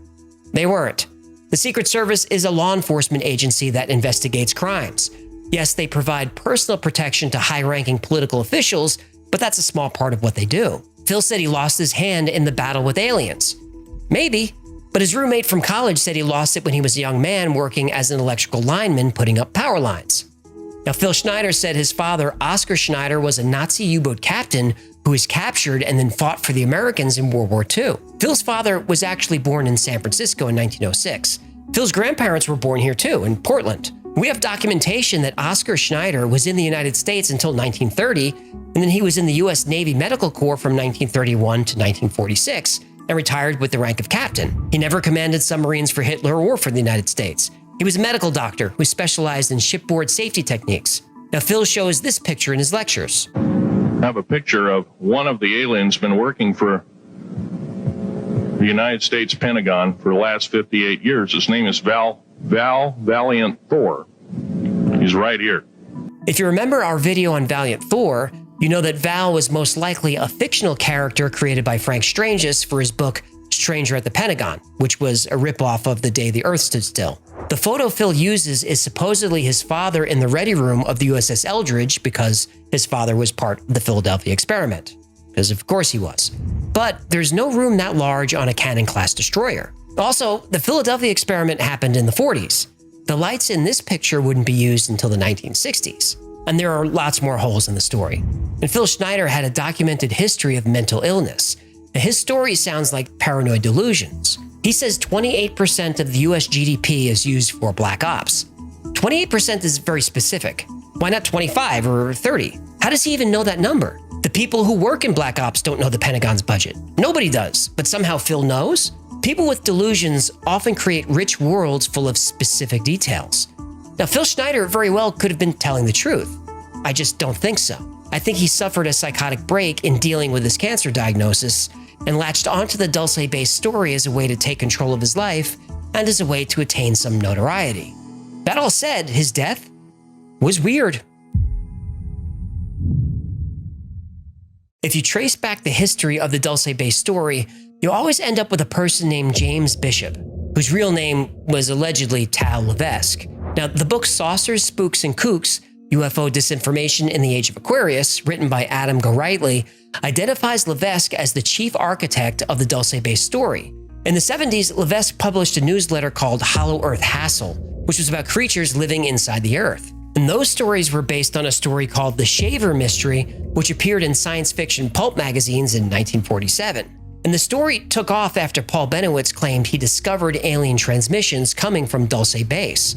A woman named Ann West created the Tom Costello character, probably based somewhat on what Paul Bennewitz said. Now, she claimed that a lot of her information was coming from someone named Tom Costello, but all the information was coming from Levesque. And you won't be surprised to hear that no record of anyone named Thomas Costello was found in the US military during the time he was supposed to be there. According to Levesque, various researchers would latch onto the Dulce Base story and then add their own flair, each person building on the story of the people who came before them. And by the way, that super creepy photo of the humans in alien pods, Thomas Costello didn't take that picture. It's actually a screenshot of the film The Sixth Day, released in 2000. Now, why would Levesque do this? Well, he passed away in 2018, but he said it was his job, whatever that means. We know for a fact that Agent Richard Doty of the Air Force OSI perpetrated a misinformation campaign against Paul Bennewitz. And this campaign included confirming Paul's suspicion about the underground base and confirming the drawings by abductee Myrna Hansen. Now, was Levesque part of this government operation? We don't know. John Lear also circulated this story. And at one UFO convention, Lear met with other UFO researchers who were going to release a public statement about what they knew to be true. Apparently, Lear's claims were so outlandish, the other researchers wouldn't sign on to it. Lear stormed out of the convention. You have to get pretty wild when people at a UFO convention don't believe you. You sure do. Bill Moore, a UFO researcher who worked with Richard Doty and the government on the misinformation campaign, he said Lear was an intelligence agent. And remember, Lear did have a long history of working with the CIA. Now, this is the problem with these stories. UFOs, underground bases, alien experiments. As long as the research is considered fringe, most of the people working in the field are going to be fringe. They don't give out Nobel Prizes for UFO research. They should. They should, and maybe one day they will, but until then, UFO researchers will be criticized and ostracized by mainstream scientists. Now, me and you want to believe, but there's nobody to trust. We know for a fact that Richard Doty ran a misinformation campaign against Bennewitz and the entire UFO community, feeding them wild stories about aliens and underground bases. But later, Doty said the stories were mostly true. So now we're left in this position where we don't know who or what to believe. We do know that the US government wants it this way. Now, I believe there are secret bases all over the United States. Is there one in Dulce? I don't know. There are lots of UFO stories that I want to be true, but this isn't one of them. Abductions, genetic experiments, organ harvesting, and a new world order? We better hope Phil Schneider, John Lear, Myrna Hansen, and all these other witnesses are wrong, because if they're not, we're in big trouble. Yeah, that one ended kind of dark. I try not to do that super often. When there's a dark episode, I try to have a more uplifting ending, but sometimes the message is just what it is. I told the truth. But the next episode is a little bit more fun. It is video 87. Oh, about Planet Serpo. Super fun story. It's about a 10-year exchange program between the United States Air Force and the aliens on Planet Serpo. And It's a wild story. I take you from the beginning of sort of the negotiations through the travel to the planet, what it's like on the planet, and then the return trip home and all of that stuff. So that's in there. So it's a pretty wild story. Believe it or not, that's up to you. Richard Doty says it's true, but we all have our own opinions about Doty and disinformation. But either way, this episode contains one of my favorite UFO videos of all time. It's the landing at Holloman Air Force Base. It's super compelling because you really can see this ship like hovering down and landing on the Air Force Base. It's wild. As to whether the exchange program is real or not, Doty says yes. I don't know, but you be the judge. 3+15+00. What if you were offered the opportunity to visit another planet? You'd get to experience the culture of an alien race, explore a new world, see and use technology that's 5,000 years ahead of ours. Would you do it? Well, before you answer, there are a few catches. You'll be gone at least 10 years, and when you return to Earth, all evidence of your existence will be erased. You have to start a new life with a new identity, forbidden to tell anyone about what you experienced. Now, would you do it? Well, in 1965, 12 astronauts were sent to an alien planet as part of a human-alien exchange program. 13 years later, they returned home. Well, most of them did. The mission commander wrote a 3,000-page report of everything the team experienced. First alien contact, the 40 light-year trip to the alien world, and everything that happened on the planet. This is the true story of Project Serpo.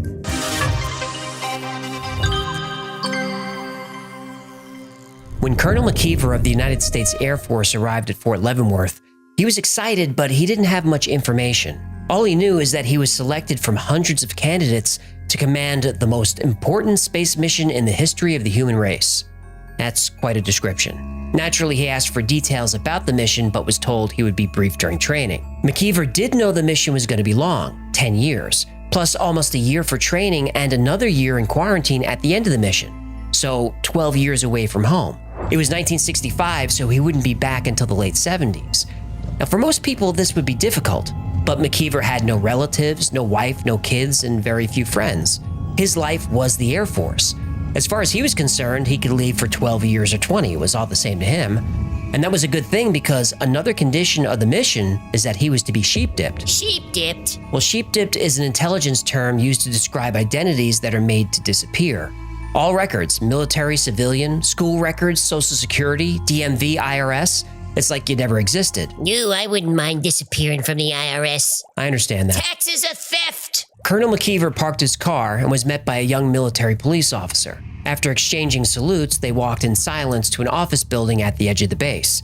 The outside of the building was nondescript, painted that gray-green beige color that the military used for everything. The inside of the building was very different, though. As a colonel, McKeever had been in plenty of secure buildings, but nothing like this. Metal detectors, cameras everywhere, armed guards posted in every hallway. McKeever's escort motioned to an elevator. McKeever asked, "You're not coming with me?" The young man said no, he didn't have clearance. He saluted and the elevator doors closed. McKeever felt the elevator taking him several stories down.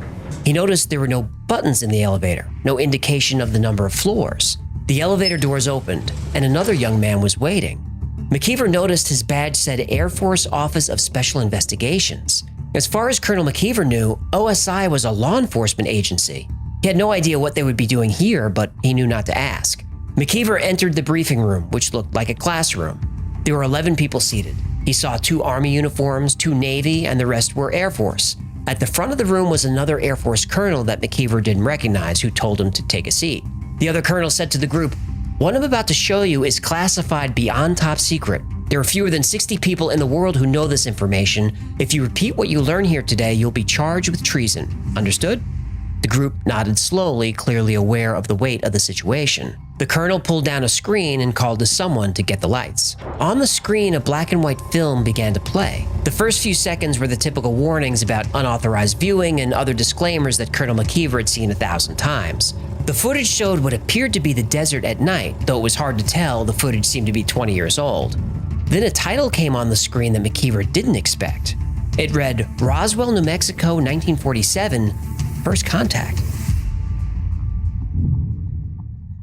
The film lasted about an hour and left everyone in the room stunned. They had heard of Roswell and the supposed UFO crash. The Air Force said it was a weather balloon, and that explanation was good enough for McKeever. The film explained that the UFO crash in Roswell did happen, though technically the crash was in Corona, New Mexico. And 2 years later, in 1949, another UFO crashed nearby. Now, this was something McKeever didn't know. And there was footage of the Roswell recovery. At first, it was difficult to understand what he was looking at. It was clearly metal wreckage, but it could have been a plane for all McKeever knew. Then he saw it. Hiding behind a rock was an alien. It looked like aliens look in science fiction movies. Short, pale skin, large head with huge black eyes, small nose and mouth. The military called this creature Extraterrestrial Biological Entity 1, or EBA-1. EBA-1 was the lone survivor of the crash. 5 other alien bodies were taken away. There was also footage of the 1949 crash. It was a similar craft, silver, saucer-shaped, and there were 6 bodies there and no survivors. EBA-1 was taken to the Air Force facility at Los Alamos, and according to the briefing, he stayed there until his death in 1952.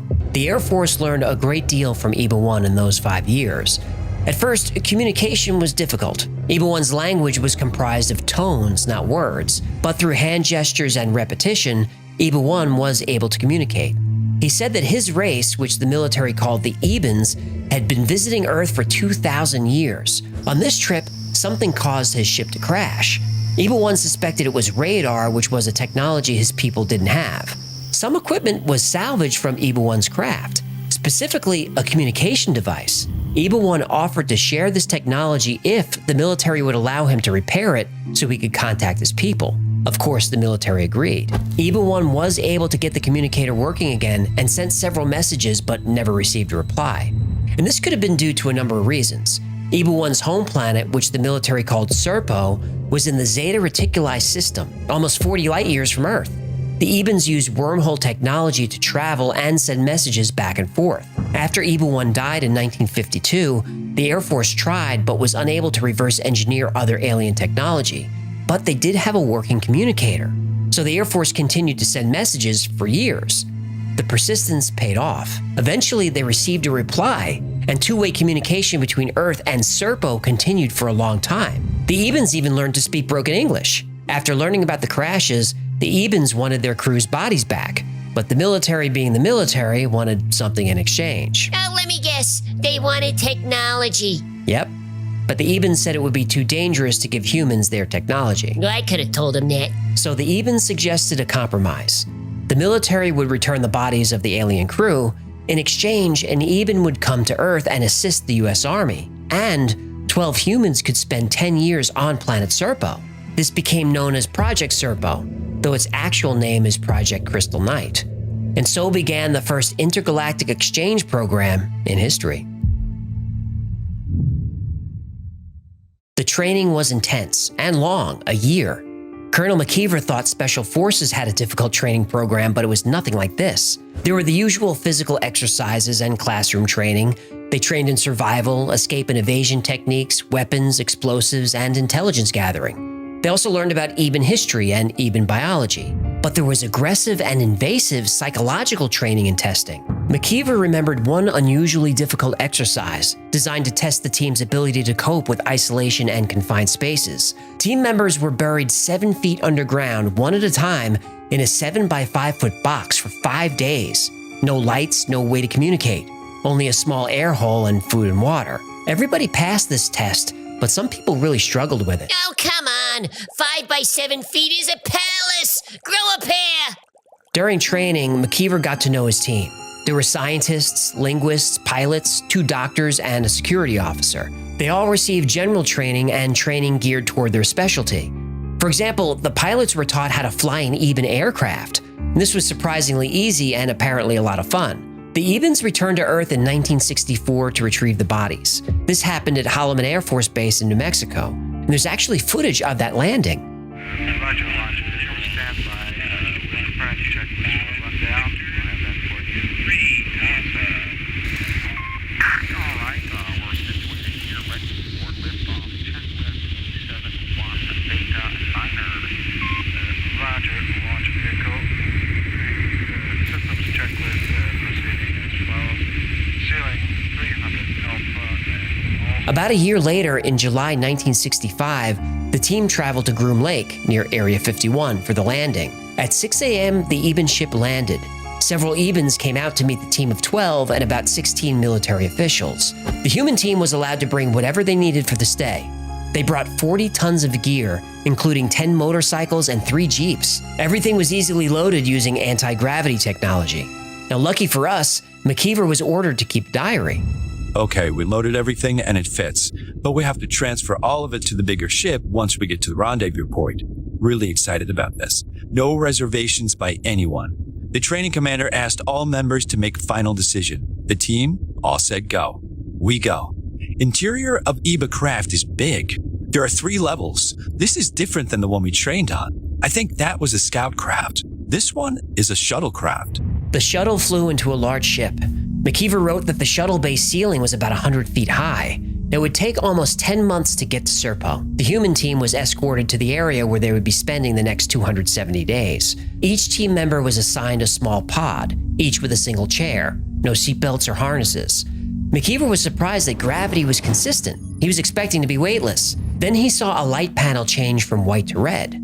He assumed this meant they were moving. His eyes became blurry, the room started to spin, and then he blacked out. The journey was difficult. The human team spent a large part of 10 months sick. They would often become dizzy and sometimes physically ill. During one part of the journey, an Eben gave the humans a cloudy liquid that tasted like chalk, and a cookie or a biscuit that had no taste at all. But when they ate it, they felt better almost instantly. After a while, the human team was allowed to move around the ship. We were able to walk around the ship, but it's so large, it's difficult to understand how such a large ship can move so fast. 633 wants to see the engines. Our guide takes 4 of us to the engine room, or whatever they wish to call the room. It contains large, very large metal containers. They are in a circle, with the ends of each pointing into the center.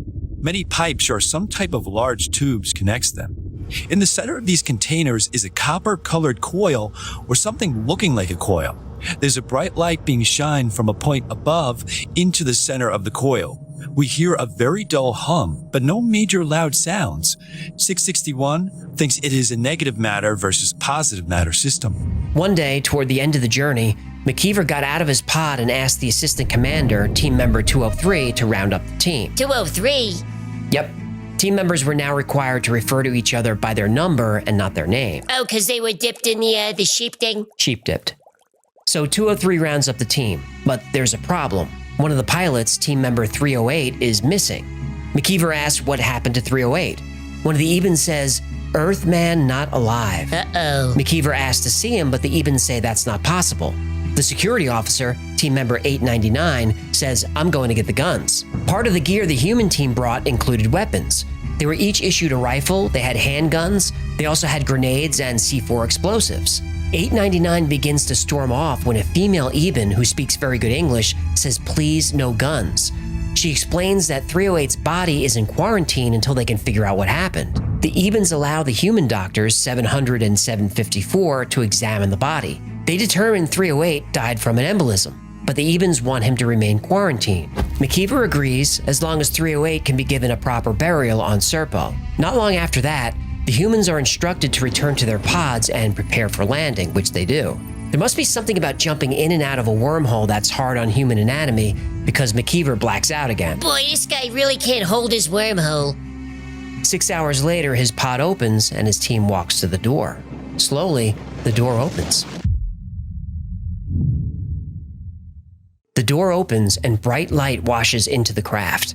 The team members were issued heavy-duty sunglasses, like those worn during nuclear bomb tests. They quickly put them on. The first thing McKeever noticed was the heat. He asked one of the scientists, team member 633, to check the temperature. 107 degrees Fahrenheit. The landscape is barren. There are hills in the distance, but no vegetation. Just soil and rock and blue sky above. McKeever thinks it looks like Arizona or New Mexico. One major difference: 2 suns in the sky. McKeever's report supposedly has several thousand photographs and even film. Unfortunately, these haven't been leaked, except for one photo, the 2 suns of Serpo. Serpo is in the Zeta Reticuli binary star system. Because of its 2 suns, Serpo is never in complete darkness. According to the report, Serpo has one main sun that the planet orbits, the second sun is farther away. A large number of Ebens have gathered for the arrival. They're all a little over 4 feet tall, and the human team can't really tell them apart unless they're wearing different clothing. A female Eben, who they designate Eba 2, introduces herself as translator and guide. The human team is escorted through an Eben village to where they'll be staying. And for a technologically advanced species, the way the Ebens live appears somewhat primitive. There are only about 650,000 Ebens on the planet who live in small communities. At the center of each community is a large tower about 300 feet high. On top of the tower is what looks like a mirror. The humans learn that this tower is how Ebens tell time.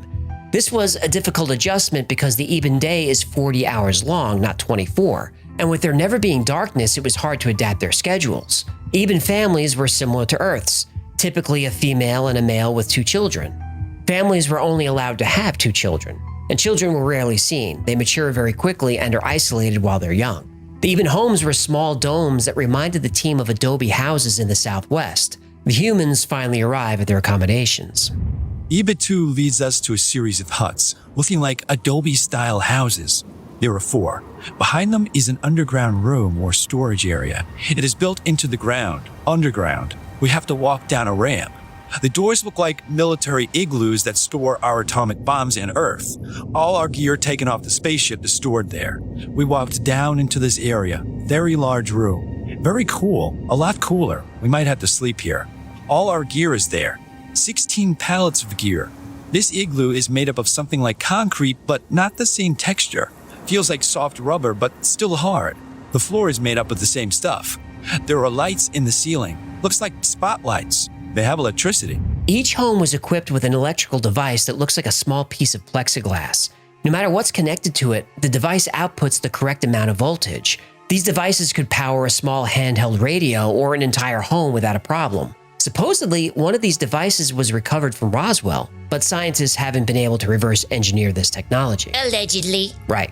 Now that they're finally on the planet, McKeever requests the body of team member 308 so they can give him a proper burial. Eba 1 takes McKeever to a building that looks like a medical facility. An Eben doctor meets them at the door. He speaks English almost perfectly. McKeever says he wants 308's body. The Eben doctor's confused. He says you can't have him. McKeever says, "Give us our man or we'll take him by force." Eba 2 jumps in. She says it's not that they don't want to return 308's body, it's that they can't. The doctor confirms this and says we're using him. McKeever asks what he means. The doctor casually says, well, we're cloning him and using him to create hybrids. Obviously, cloning a member of the team without permission was a problem. But McKeever heard the doctor out. On Eben, it was considered a great honor to donate your body to science for experimentation and cloning. McKeever doubted he could do much about the situation. The Ebens were peaceful, but they did have a military. If they wanted to put the humans in prison, or worse, McKeever knew there wasn't much he could do about it. We were only 11 military personnel. We had no way of fighting the Ebens. We did not come 40 light years to start a war with the Ebens. A war we could not win. We could not even win a simple fist fight with the Ebens. Even if we could, what then? So with the help of Eba 2, the doctor agrees that 308's body will not be used anymore. Not that it mattered much. The doctor said all of 308's blood, organs, tissue, and everything was used to create new creatures. McKeever said, show me. In a small anti-gravity aircraft, the human team was flown to a laboratory facility. The inside of the building was completely white. There were a lot of Ebens walking around, all wearing blue clothing. When they were brought to the first lab, there were rolls of containers looking like glass bathtubs. Inside each bathtub were bodies. I was shocked, as were 700 and 754. Bodies. Strange-looking bodies. Not human bodies, at least not all of them. We started walking down the space between the tubs. We looked into the tubs. These were hideous-looking creatures. The first creature I see inside the tub looks like a porcupine. It appears to have a tube placed inside of it. The tube leads to a box underneath the tub. The next creature looks like nothing I can compare it to. It has blood-red skin, 2 spots in the middle, maybe eyes, no arms or legs. It had a very strange odor. The next creature was human-like, but the skin was white. Not skin white, the color white. The skin was wrinkled. The head was large with 2 eyes, 2 ears, and a mouth. The neck was very small. The head looked almost as if it sat on the lower torso. The chest was thin, with large bone-like protrusions. The arms were curled with hands, but no thumbs. The legs were also curled with feet, but only 3 toes. I couldn't look at any more creatures. Next, they went to what the doctor called a growing room.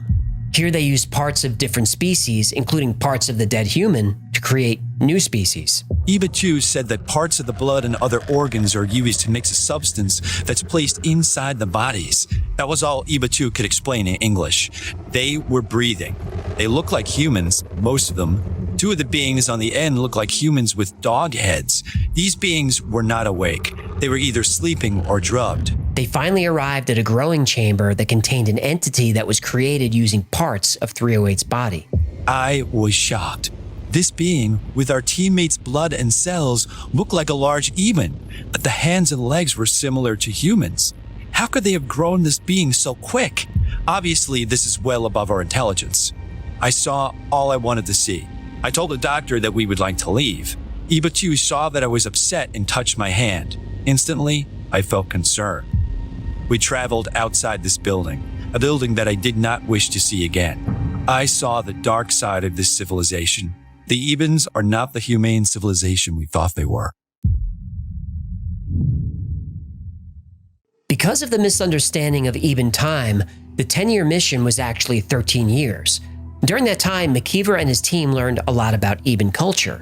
Eben life was very regimented. As children mature, they're tested for aptitude and placed in jobs to which they're most suited. All Ebens work part of the day, they rest part of the day, and even pray part of the day, though the team never could figure out what kind of religion or spiritual beliefs they had. All manufacturing took place away from the Eben homes, same with agriculture. Ebens grew all their food hydroponically. The human team had taken about 2 years' worth of food with them, and when that ran out, they tried to get accustomed to Eben food, which wasn't easy. Everything tasted like paper or chalk. Ooh, it sounds like they learned how to cook from my second wife. Her cooking was terrible. How bad was it? Her cooking was so bad, we prayed after the meal. Good one. No, I tell you, her cooking was bad. How bad was it? Her cooking was so bad, the flies chipped in for a screen door. Ooh, her cooking was bad. How bad was it? Her cooking was so bad, I left dental floss in the kitchen and all the roaches hung themselves. I got 1 million of them. Ebens are vegetarian, but the humans wanted meat, and there were animals on the planet. As I mentioned before, the Ebens allowed us to kill the beasts for meat. The meat isn't really bad. $8.99 says it tastes like bear, which I never ate. But Ebens look at us very strange when we eat meat. They allow us to do just about anything we want, and eating meat is something we need for the protein. We use the last of our salt and pepper, which does make eating their food more of a challenge. The Ebens don't have anything similar. They do have an herb, as we call it, something like oregano, which they use. It has a tart taste, but we have developed a taste for it. The Ebens don't use money. All Ebens are required to work their assigned job and contribute to the community. There was a council of governors that controlled every single activity and every minute detail of the Ebens' lives. Food, clothing, furniture, everything is supplied. The Ebens go to a central distribution center and make a request, and we're given anything that they need. You know, I notice every time we do an alien story, they turn out to be hippie communists. Well, maybe it's a better way of life. Oh yeah, better for the people in charge. The humans noticed they were getting a heavy dose of radiation from the 2 suns, and the heat was unbearable. It was consistently 120 to 130 degrees. Eventually, the humans were allowed to move further north. The climate was much more comfortable there, in the 60s and 70s, and it was actually green. This environment didn't suit the Ebens, but the humans loved it. After 13 years, the mission ended and 8 of the 12 team members returned. 308 died on the way, and a pilot died in a vehicle crash. 2 team members decided to stay on Serpo. When the remaining team members returned to Earth, they were quarantined and debriefed for an entire year. They were given new identities and large cash bonuses. 6 team members retired and 2 returned to active duty. Most of the team developed illnesses due to the high dose of radiation they received on the planet and died pretty young. Colonel McKeever, the last surviving team member, retired to Florida. He passed away in 2002, but he leaves what is perhaps the most important legacy in human history: a 3,000-page report detailing every aspect of traveling to and living on an alien planet. Yet there are no monuments to him. No statues, no schools or streets bear his name. Colonel McKeever volunteered for this dangerous mission not for personal glory, but in service to all Americans and the entire human race. Maybe one day he'll be recognized as a great man, but sadly, that day is not today. The Project Serpo story has become legendary in the UFO community. It's firmly part of the lore. But is it real? To get to the truth of the Serpo story, there is a lot to unravel, and there are a couple of theories. The Project Serpo saga began in November 2005 when someone named Request Anonymous emailed Victor Martinez, who ran a UFO mailing list. Anonymous said he was a retired US government employee who was involved in a special program. Over the next 9 months, he detailed the story you heard today. In the description, I'll link to a PDF of all his emails. It's 130 pages and covers every possible detail you can think of. The anonymous emails caused all kinds of drama.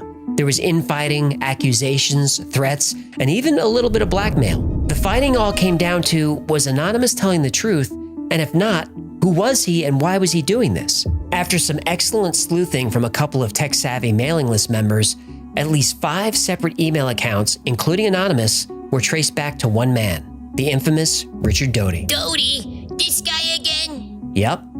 If you've seen our episodes about Paul Benowitz and Dulce Base, you'll be familiar with the name. Doty was an Air Force intelligence agent who specialized in spreading UFO disinformation. He specifically targeted Paul Benowitz, an Albuquerque businessman who thought he was intercepting messages from aliens.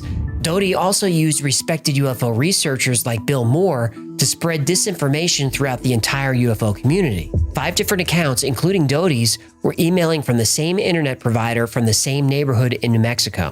Now, to be fair to Doty, he admits to being part of the disinformation campaign, but he also says that almost everything in the campaign was true.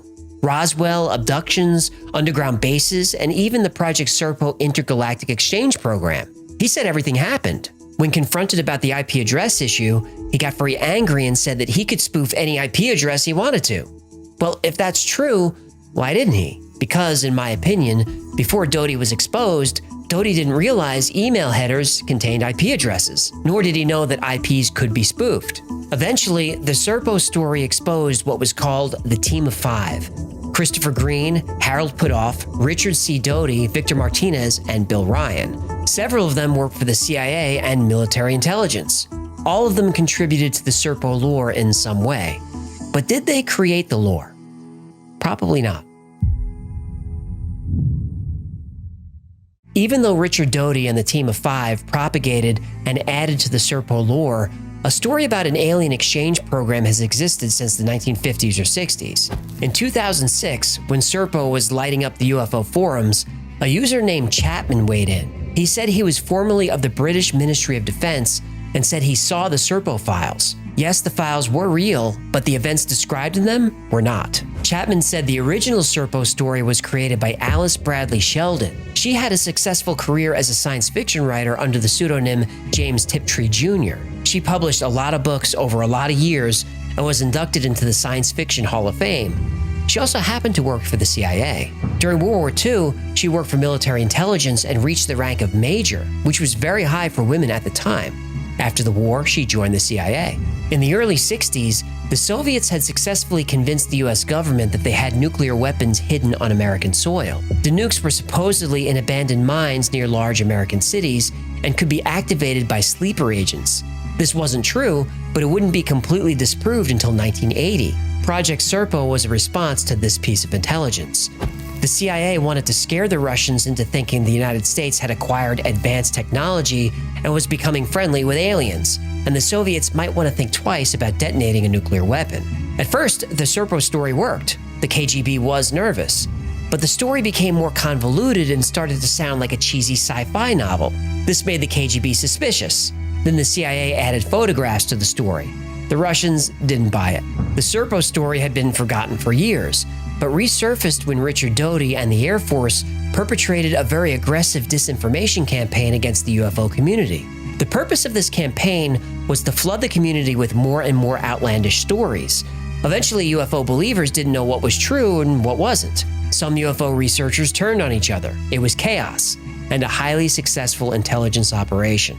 Then, over the years, Richard Doty goes from counterintelligence agent to UFO believer to keynote speaker at UFO conventions. A part of me wants to believe him, to give Doty the benefit of the doubt. He claims to this day to have nothing to do with Serpo. But if he's telling the truth, why is he making fake internet accounts? Why is he flooding the internet with the Serpo story? When Anonymous, aka Richard Doty, began posting about Serpo, the story was simple. But then it got more and more elaborate. Anonymous was even answering questions from the group.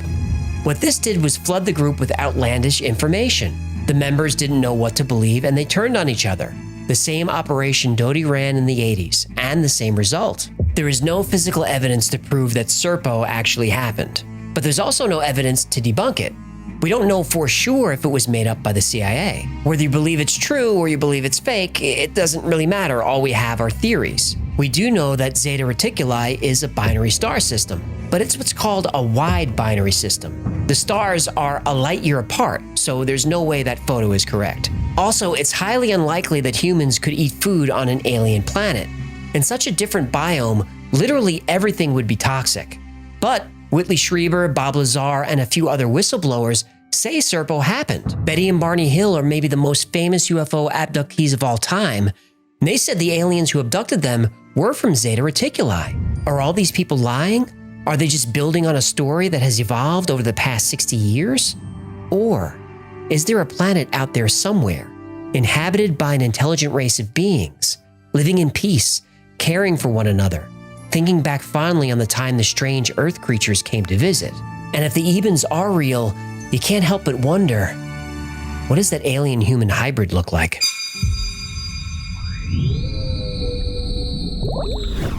I told you the story was wild. Next is our last video. It's about the Roswell crash. Now, this is a story I didn't want to cover because it's been covered a million times since 1947. But so many people asked for it, and I just gave in. It's like, you know, if there's 100 people asking for the same story, then let's get into it.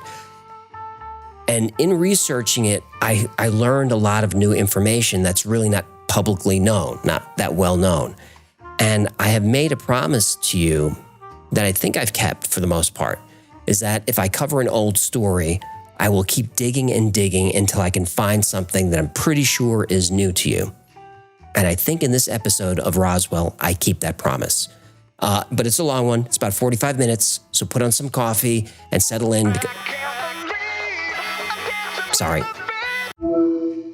What? Hello, how can you ask them to put on coffee and not mention Hecklefish coffee mugs? This is such an obvious one. I'm just trying to keep this channel going, you know. Merch is how we make a living, so sometimes you gotta suck it up, sell a little. 5+00. It was a sunny afternoon on June 24th, 1947, and Kenneth Arnold was flying his small aircraft over Mineral, Washington. He was heading to Yakima, but took a slight detour to look for a lost U.S. Marine Corps plane. If he could find it, he could collect a nice reward. Flying near Mount Rainier, he spotted a shiny object in his plane's mirror. Then he saw multiple flashes of light. It looked like a group of aircraft flying in formation, but something was wrong. These aircraft didn't have tails, and they were flying faster than anything he'd ever seen. After about 2 minutes, the objects vanished near Mount Adams. When Kenneth landed in Yakima, he immediately told his friends and airport staff about his bizarre experience. By the time he reached Pendleton, Oregon, his story had spread, and reporters were eager to hear it. In describing the odd movement of these objects, Kenneth said it was like a teacup saucer skipping across a lake. At that moment, the term flying saucer was born.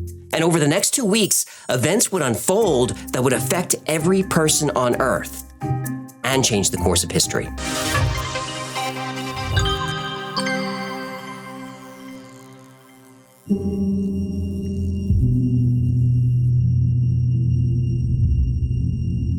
When you drive east out of Albuquerque on Route 40 and take the 285 south, you're in the middle of nowhere. It's sand and scrub brush for miles.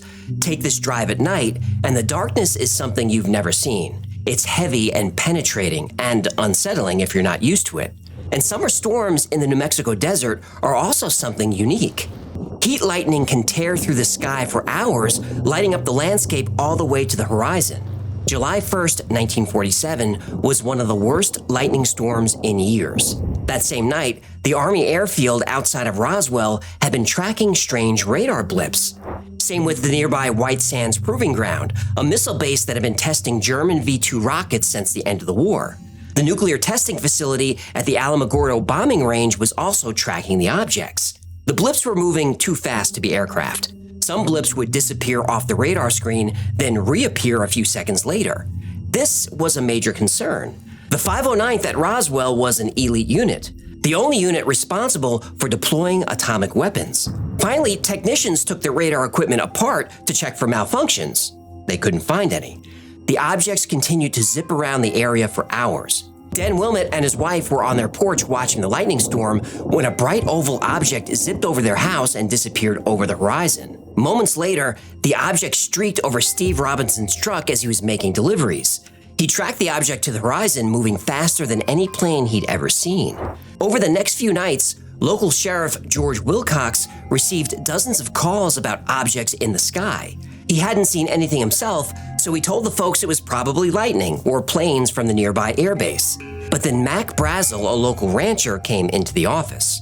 Mac told the sheriff he had come across a debris field on his ranch in Corona, New Mexico. At first, he thought it was plane wreckage, but the material was like nothing he'd ever seen. He even brought a few pieces to show the sheriff. In the back of Mac's pickup were pieces of metal that looked like aluminum foil, but much thinner. It was also much stronger and lighter. And strangest of all, even though you can bend or crumple the metal, as soon as you released it, it would revert back to its original shape. The sheriff called Roswell Army Airfield just outside of town, and the matter was assigned to an Army intelligence officer, Major Jesse Marcel. Brazel took Marcel back to the debris site, and the two gathered up more pieces of material from the crashed object. On Tuesday morning, Marcel took the material to the base commander, Colonel William Blanchard. Later that day, Walter Haught, the base's public information officer, issued a press release that was picked up by newspapers and radio stations all over the country. Oh, let me guess. The press release said they denied everything. Nope. The official United States Army press release said, "We found a UFO." Yahtzee!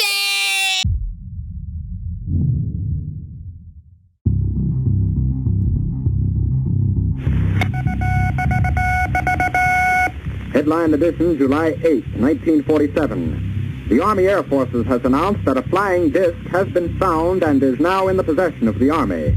Army officers say the missile, found sometime last week, has been inspected at Roswell, New Mexico, and sent to Wright Field, Ohio, for further inspection.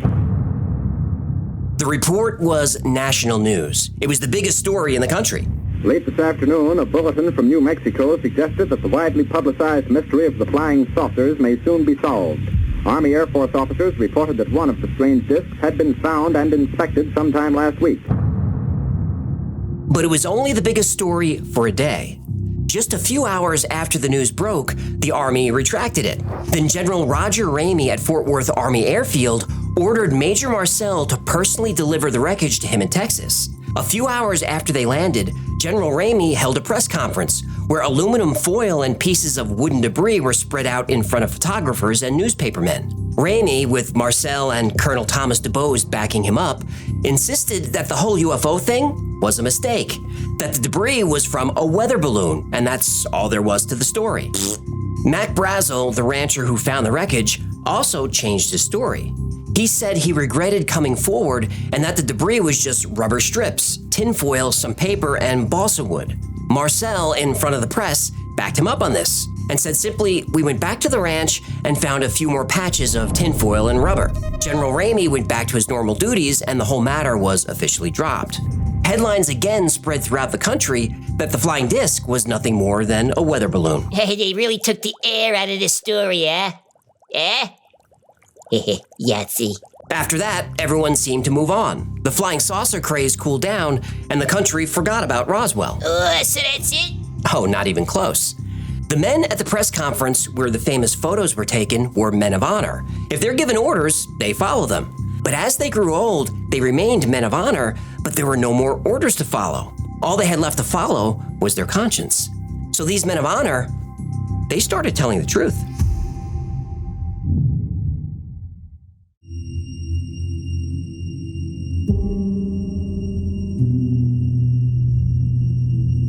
Dr. Bob Wood was an aerospace engineer with a long and distinguished career.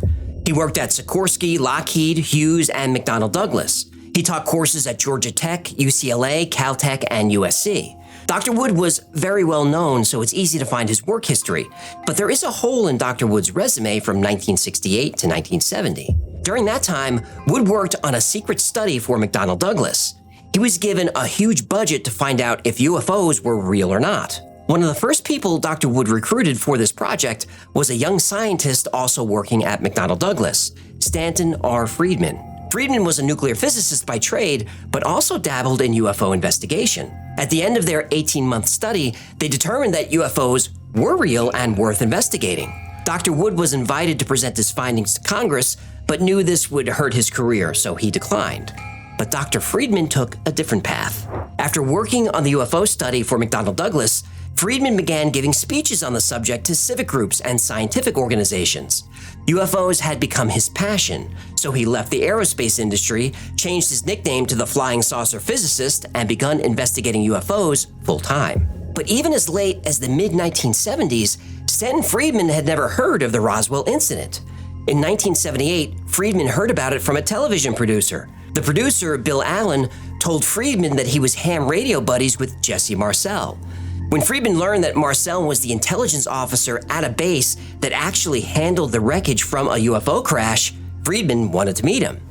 And the story of the Roswell incident takes a wild turn. We found a piece of metal about a foot and a half to 2 feet wide and about 2 or 3 feet long. Felt like you had nothing in your hands. It wasn't any thicker than the foil out of a pack of cigarettes. But the thing about that got me is that you couldn't even bend it, you couldn't bend it.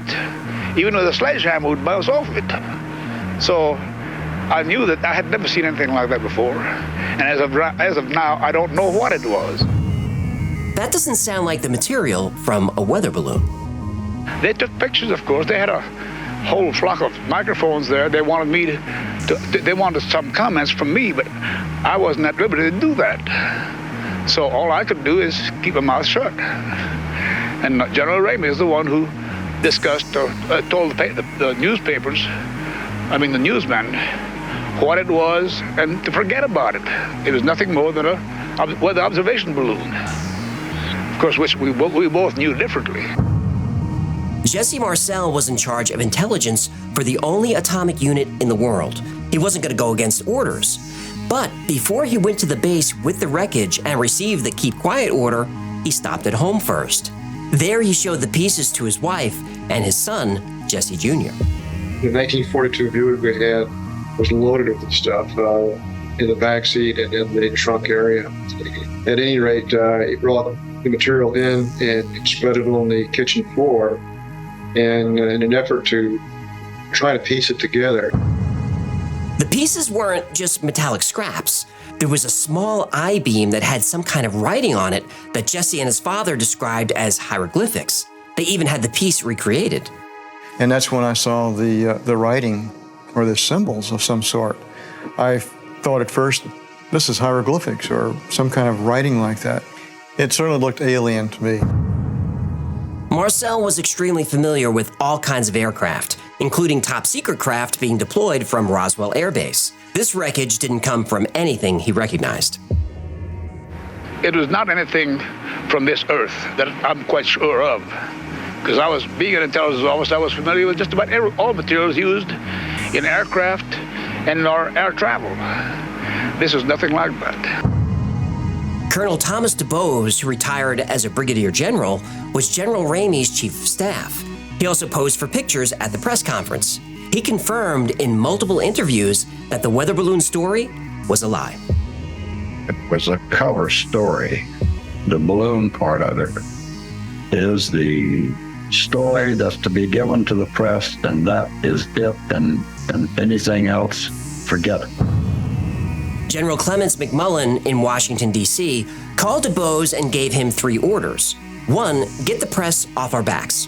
2, send some of the wreckage to Washington. And 3, never speak of this again. Not to General Ramey, not to anyone. So he didn't.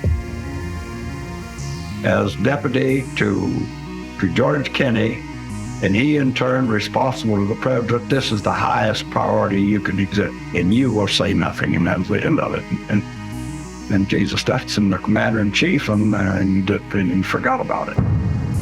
Stanton Friedman kept interviewing witnesses, kept releasing articles, and kept speaking publicly about Roswell and how he believed it was a cover-up. Throughout the 80s and 90s, the military either said the weather balloon story was true or they said nothing at all. But then in 1993, something very unexpected happened. After a lot of public pressure, the military issued a report about the Roswell incident. It turned out that Friedman was right. The debris showed to the press in 1947, and the whole weather balloon story, the military admitted it was a lie.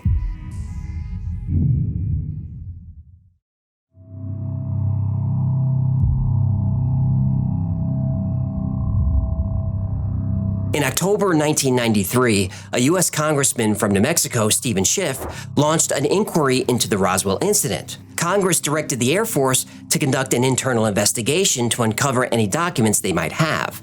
In 1995, the Air Force released its findings in the Roswell Report, Fact versus Fiction in the New Mexico Desert. The report concluded that the material recovered by Jesse Marcel from Mark Brazel's ranch in 1947 was not from a regular weather balloon. The wreckage was actually from a super-secret program called Project Mogul. Project Mogul was a military surveillance program. Balloons equipped with acoustic sensors were launched to high altitudes to listen for the signatures of Russian atomic bomb tests. So why did some of the men at the airbase think this was a UFO? Well, because they were never told about Project Mogul. To attempt to limit unauthorized disclosure, the Air Force employed a security mechanism known as compartmentation.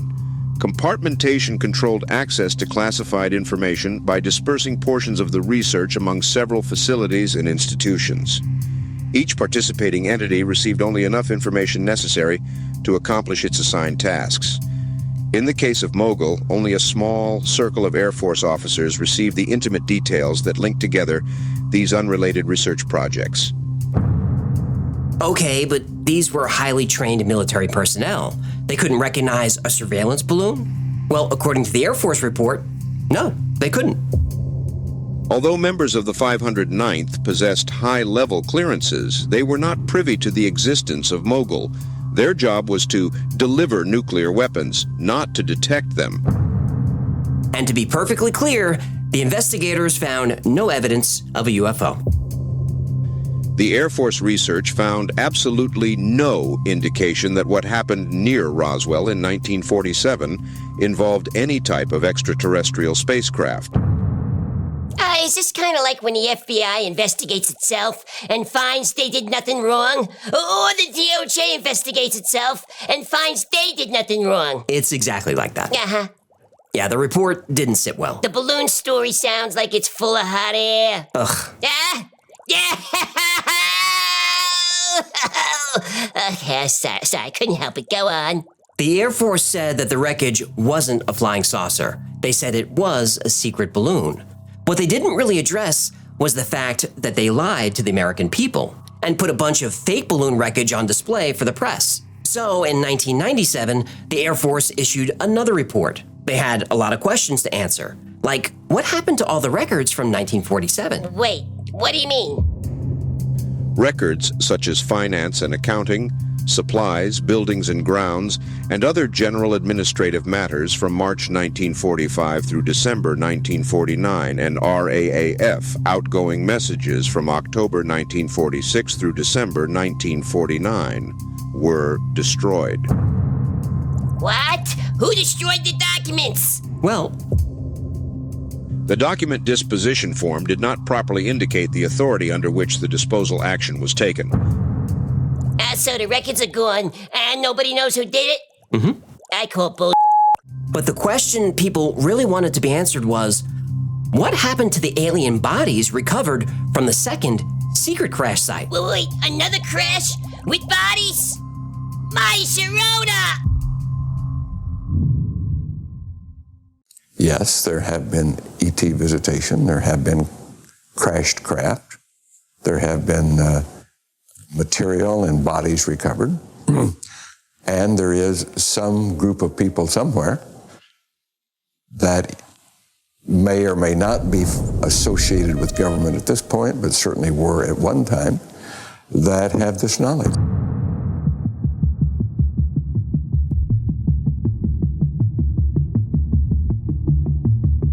first public crash site was a few miles south of Corona, New Mexico. But there was a second crash site. And according to eyewitnesses, whistleblowers, and leaked documents, here's what happened the summer of 1947. In the few months leading up to the Roswell incident, there were over 300 UFO sightings over the New Mexico desert. These were witnessed by local residents and military personnel. On Friday, July 4th, 2 alien ships were flying over Corona, New Mexico. Why they were there is unclear, but best guess is they were surveying White Sands missile range. Back then, White Sands was the Alamogordo bombing and gunnery range. It's about 35 miles southeast of Socorro, New Mexico, and was the location of Trinity, the first time the human race deployed a nuclear weapon. That evening, there was an especially violent thunderstorm. Lightning filled the sky. The alien ships, unprepared for and unshielded from lightning, experience an equipment failure. While flying in a tight formation, they collide. Rancher Mac Brazel hears a tremendous thunderclap, but it's different from the rest of the thunder. Others in the area report similar phenomena. Whoa, wait, what's that word? What? Phenomena? Do-do-do-do-do. Phenomena. Do-do-do-do. Phenomena. Do-do-do-do-do-do-do-do-do-do-do-do-do. And you may continue. At 11:27 p.m., military radar installations all report seeing the objects. Then they pulse and vanish. They suspect a crash. Jim Ragsdale and his friend Trudy are camping in the area. They see a bright flash of light and hear a roaring sound that passes overhead. Then something big strikes the ground nearby. Several archaeologists, including W. Curry Holden, are working a dig near Roswell. They stumble across the impact site where the object has crashed. One of them heads to the closest phone to tell Sheriff George Wilcox they found a crashed aircraft. Wilcox calls the local fire department to alert them about the crash. The site is about 35 miles north of Roswell. The Roswell Fire Department, escorted by members of the Roswell Police Department, respond. These are among the first civilians to visit the impact site. At 5:30 a.m., the military, knowing the approximate location of the saucer crash, move in with a carefully selected team to recover the craft. The soldiers find civilians already on site. The area is secured, and the civilians are escorted off. Only those with the highest clearance are allowed near the center of the impact. Guards are posted facing out. The site is cleaned and secured in 6 hours. 5 alien bodies are recovered. The aliens are described the same way by many witnesses. About 4 feet tall, large heads, large eyes, no ears, no nose, only nostrils, and small mouths. They had pale skin. At first, the bodies appeared to be without clothes, but they were actually wearing very tight-fitting suits. The bodies are covered by sheets, then placed in lead-lined body bags. John McBoyle, a reporter for KSWS Radio in Roswell, attempts to access the site. He calls the station and reports seeing a crushed, dishpan-like object and a large military presence. Lydia Sleppy from the parent station in Albuquerque tries to broadcast his report. Sleppy receives a call from the FBI and is ordered not to broadcast. Melvin F. Brown, who is on guard duty at the impact site, has been ordered to not look under the tarp. But the moment that everyone's back is turned, he does. He sees the bodies of the alien flight crew. He described them as small with large heads and pale skin. Nearby, Mac Brazel discovers a large debris field. He heads to the home of his closest neighbors, Floyd and Loretta Proctor. He shows them a little sliver of material that he can neither burn nor cut. The Proctors suggest he shows the sheriff. He agrees and gathers pieces of the wreckage and heads home for the night. I remember he said something about that you could crumple it up and it would not back out. Military bases along the West Coast put fighters on standby in case more flying discs are seen. Bases in Oregon and Washington have planes equipped with gun cameras. They're put on airborne alert. In Roswell for a conference, C. Bertram Schultz, a paleontologist, sees a large military presence on Highway 285. He doesn't realize until later why so many soldiers were there. Local mortician Glenn Dennis, contracting with the airbase, receives an odd request for small caskets and later encountered unusual debris at the hospital while aiding an injured airman. Dennis is then confronted by officers who tell him he's seen and heard nothing. They say, quote, if he opens his mouth, they will be picking his bones out of the sand. And he just said, look, mister, you don't go in and start any rumors in Roswell. Nothing happened out here. And he said, if you do, you know, it'd be real serious problems. And then So I just, being as my character was at that time, I said, I'm a civilian, you can go to hell. And that's where he said, you may be the one going to hell. And then that's when he really told me, he said, somebody will be picking your bones out of the sand if you do that. Back at the crash site, the bodies are sealed into a long crate, which is taken to a hangar and left overnight. The crate is guarded by military police who are ordered not to approach it. Melvin Brown is once again standing guard. Brown's commanding officer approaches and says, "Come on, Brownie, let's have a look inside." But there's nothing to see because everything has been packed and crated ready for shipment.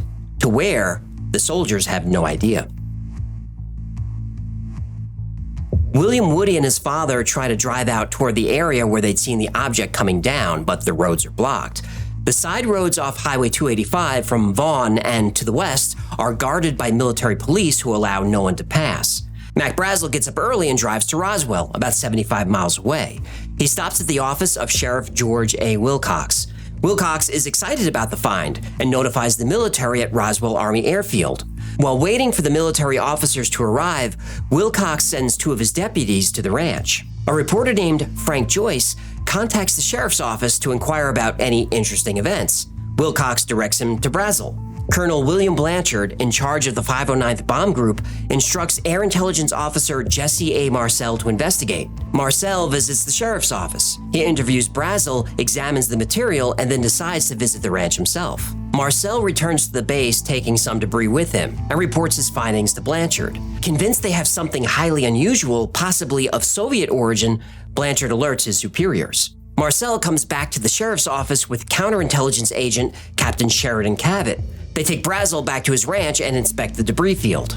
Following orders from General Clements McMullen, Blanchard obtains more debris from the sheriff's office. It's sealed and transported to Fort Worth Army Airfield, where Colonel Thomas DuBose receives it for onward transport to Washington, D.C.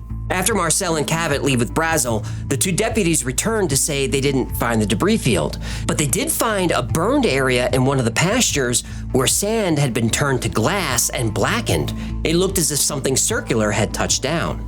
At Fort Worth Army Airfield, DuBose and Colonel Alan D. Clark received the debris and prepare to fly it to Washington, D.C. and General McMullen. Because of the distance to the ranch over roads that are less than adequate, Brazel, Marcel, and Cabot don't arrive until after dark. They stay at an old ranch house nearby and wait for daylight. A special flight departs for Andrews Airfield in Washington, D.C. at 2 a.m., carrying the debris and the bodies. Brazel guides 2 military officers to the crash site. The debris is thin as paper but incredibly sturdy. The metal paper reminds them of tinfoil. They can crumple it, but the metal immediately returns to its original shape. Mac Brazel is becoming inundated with media requests, so Walt Whitmore, Frank Joyce's boss at KGFL, arranges to hide Brazel at his own home. Marcel and Cabot comb the field's perimeter and surrounding areas. They collect debris and at dusk begin the trip back to Roswell. Later in the afternoon, civilian reports come in regarding a second crash site. Lieutenant General Nathan E. Twining is commander of the Air Materiel Command at Wright Field, Ohio. AMC worked closely with industry partners, research labs, and other government agencies to advance aviation technology. The general alters his plans and flies into Alamogordo Army Field. Alamogordo Army Field, also known as Holloman Air Force Base, is located approximately 82 miles southwest of Roswell, New Mexico. A few years later, a film would be leaked from Holloman showing UFOs landing on the base. General Carl Spaatz, commander of all Army Air Forces, tells reporters that he knows nothing about the flying discs or the plans from various local units to search for them. Walt Whitmore Sr., who asked Brazel to stay the night in Roswell at his home, now brings in KGFL News. That evening, the station owner and newsman Judd Roberts records an interview with Brazel. The interview is scheduled to be broadcast the following morning. Roberts didn't know it at the time, but that broadcast would never happen.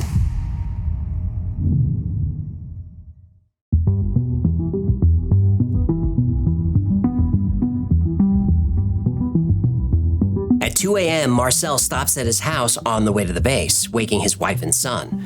They examine the debris on the kitchen floor, believing it to be a flying saucer. They load it into the car with his son's help. At 6 a.m., Marcel and Cavett inform Blanchard about what they've seen. Blanchard orders guards to secure the debris field, denying access to unauthorized individuals. Blanchard contacts 8th Air Force headquarters, dismissing the possibility of material being from a Soviet device. The message is relayed up the chain of command to SAC headquarters. During a staff meeting at 7:30 a.m., the debris is discussed. Samples of the wreckage are examined, but no one can identify it. The main concern is whether to disclose the discovery to the public. General Ramey proposes a plan to divert attention away from the incident. Walt Whitmore at KGFL receives a phone call from the FCC in Washington. He's told not to air the interview with Mac Brazel. If he does, the station will lose its broadcast license. Later, Senator Dennis Chavez, chairman of the Senate Appropriation Committee, called Whitmore to strongly advise him to do as he was instructed. Blanchard confers with higher headquarters. Jesse Marcel is ordered to Fort Worth. Mac Brazel, the ranch foreman who first discovered the debris field, was arrested and detained by the U.S. Army. He remained in custody for 4 or 5 days. Brazel was denied access to a phone, was given an Army physical, and was subjected to rigorous questioning and intimidation while under arrest. Sheriff Wilcox returns to the crash site with 2 deputies. Military police deny them access. At 11 a.m., Colonel Blanchard announces the recovery of a flying disc. Lieutenant Walter Haut distributes the press release to radio stations and newspapers. At 2:26 p.m., the story hits the AP wire. It reads, "The Army Air Forces here today announced a flying disc had been found. The base receives so many calls that it becomes difficult to access an outside line." 4 minutes after this, at 2:30 p.m., Colonel Blanchard officially goes on leave, though he actually returns to the site to oversee additional cleanup. He deploys techniques learned from the less reported UFO crash that occurred in Missouri in 1941. At 3 p.m., Marcel is told that he's going to Fort Worth with the wreckage. Only a few packages are loaded onto the plane.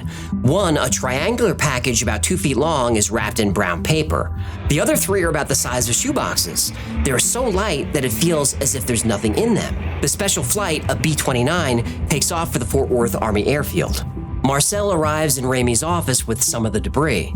The general wants to see where the debris was found. Marcel accompanies him to the map room.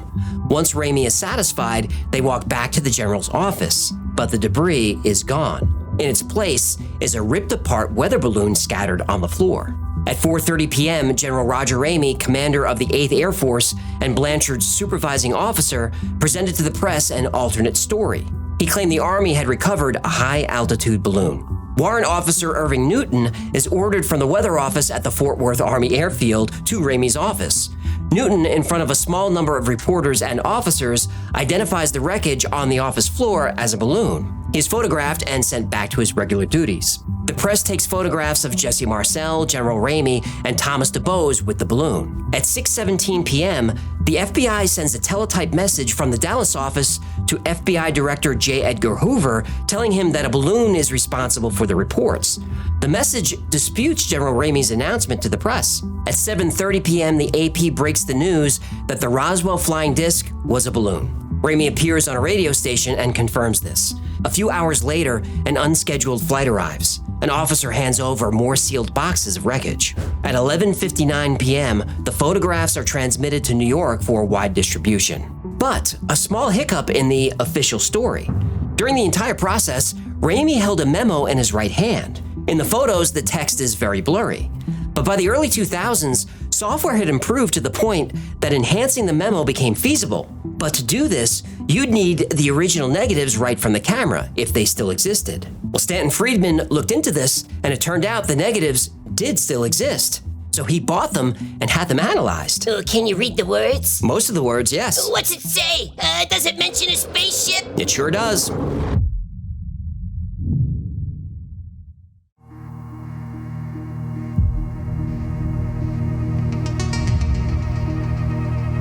Stanton Friedman spent a lot of money to recover the original photographic negatives from the press conference where the weather balloon was made public.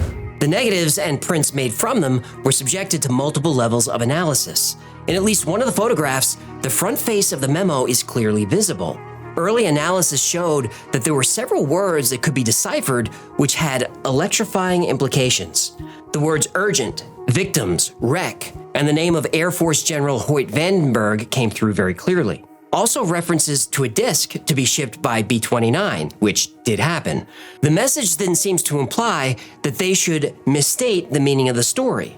It then suggests sending out public relations officers with weather balloons, that this would work if photos were used and demonstrated to the press. It did work. Morning newspapers report that the flying saucer near Roswell is a weather device. Second site cleanup resumes at sunrise to ensure civilians don't stumble upon the airfield. At 8 a.m., members of the 1st Air Transport Unit load crates into C-54s. Armed guards watch as 3 or 4 aircraft are loaded for transport to Kirtland Air Base and then on to Los Alamos.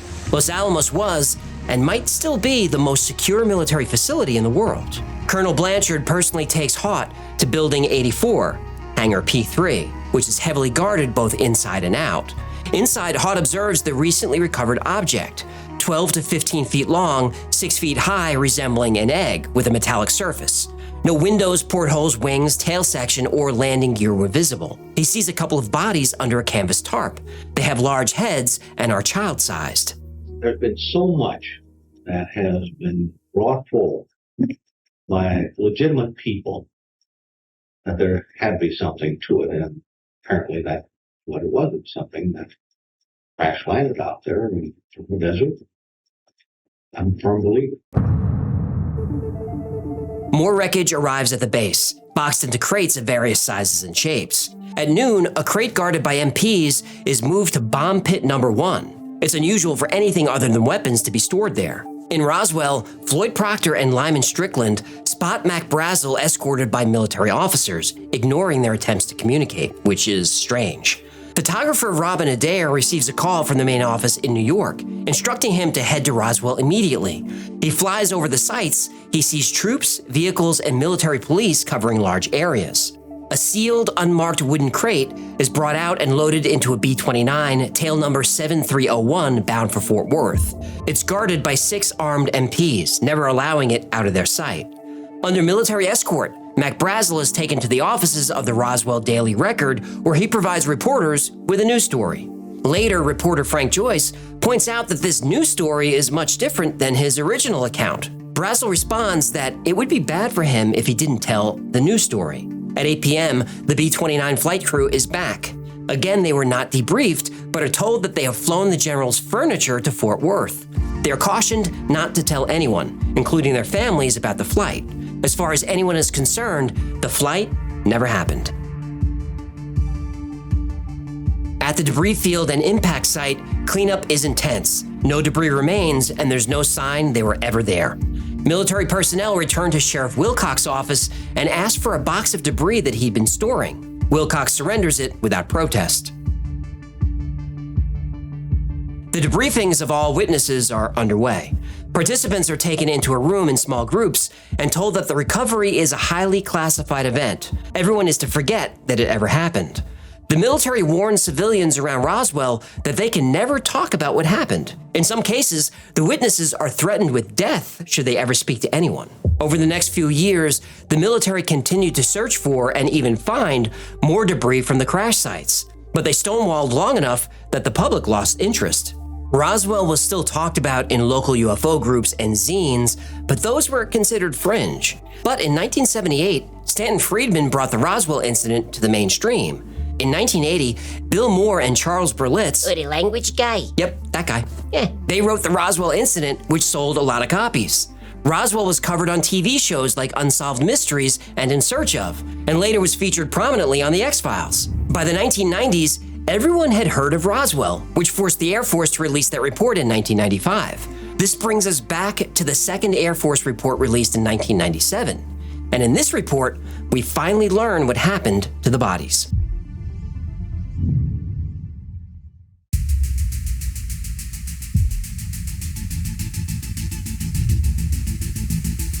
In 1997, the Air Force released another report about Roswell. It was called the Roswell Report, Case Closed. This report rehashed the Project Mogul balloon explanation of the wreckage. It spent some time trying to discredit witnesses and UFO investigators. And it explained why there were eyewitness reports of bodies. The Air Force said these recovered alien bodies were actually crash test dummies used in high-altitude parachute tests. Oh, this is gonna be good. The project was codenamed Operation High Dive. High Dive dropped hundreds of dummies from various heights to see what kind of falls could be survivable. So the aliens everyone saw were dummies? That's the word. So they used 4-foot-tall dummies with big heads, huh? Nope. The dummies were 6 feet tall, but some were discovered burned, so their limbs were shorter. Or they were damaged. Damage to the dummies included loss of heads, arms, legs, and fingers.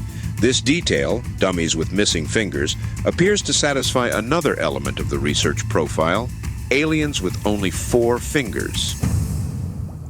I think the real dummies are the people who wrote this report. Yeah, I would agree that this is not as satisfying an explanation as the Air Force thinks it is. Okay. Let's say the Air Force is telling the truth, which they're not, but let's just say they really dropped dummies all over the desert. Okay. And these dummies were confused with, I can't believe I'm even saying it, the dummies were confused with 4-foot-tall aliens. Right. Why not just tell us that in the other report? Oh, because Operation High Jump, the super secret high-altitude dummy dropping project, it didn't start until 1953, 6 years after the Roswell crash. Is this a joke? Nope. They're talking about 1947. Well, you're talking about dummies used in the 50s, almost a decade later. Well, I'm afraid that's a problem that we have with time compression. Oh, did he say time compression? Yeah, that's Air Force speak for people got the dates wrong. Are you punking me? Well, what is this? The report even quotes an eyewitness named Gerald Anderson who found bodies that he said looked like plastic dolls. Credible witness? Well, I don't know. Maybe Gerald was a very intelligent and observant 5-year-old. Precocious, I think they call it. They quoted a 5-year-old witness? They did. But to be fair, Gerald was 55 when they interviewed him. Okay, let me get this straight. They interview a 55-year-old man who tells them what he saw 50 years ago when he was 5? That's right. Geez, I haven't seen an investigation this sloppy since, since every FBI investigation in the last 5 years. Yeah, it wasn't convincing. This is a common government CYA technique. You assert the outcome, then you have your team of investigators and experts fill in the details that eventually arrive at your desired outcome, no matter how ridiculous the details are. Oh, you mean like a bat kebab from a wet market in the middle of nowhere? Well, that theory's still being debated. Yeah. Let's stay focused. Now, it's only fair that we present all sides of the Roswell story. Now, the timeline I went through earlier is all from witness accounts and sworn affidavits.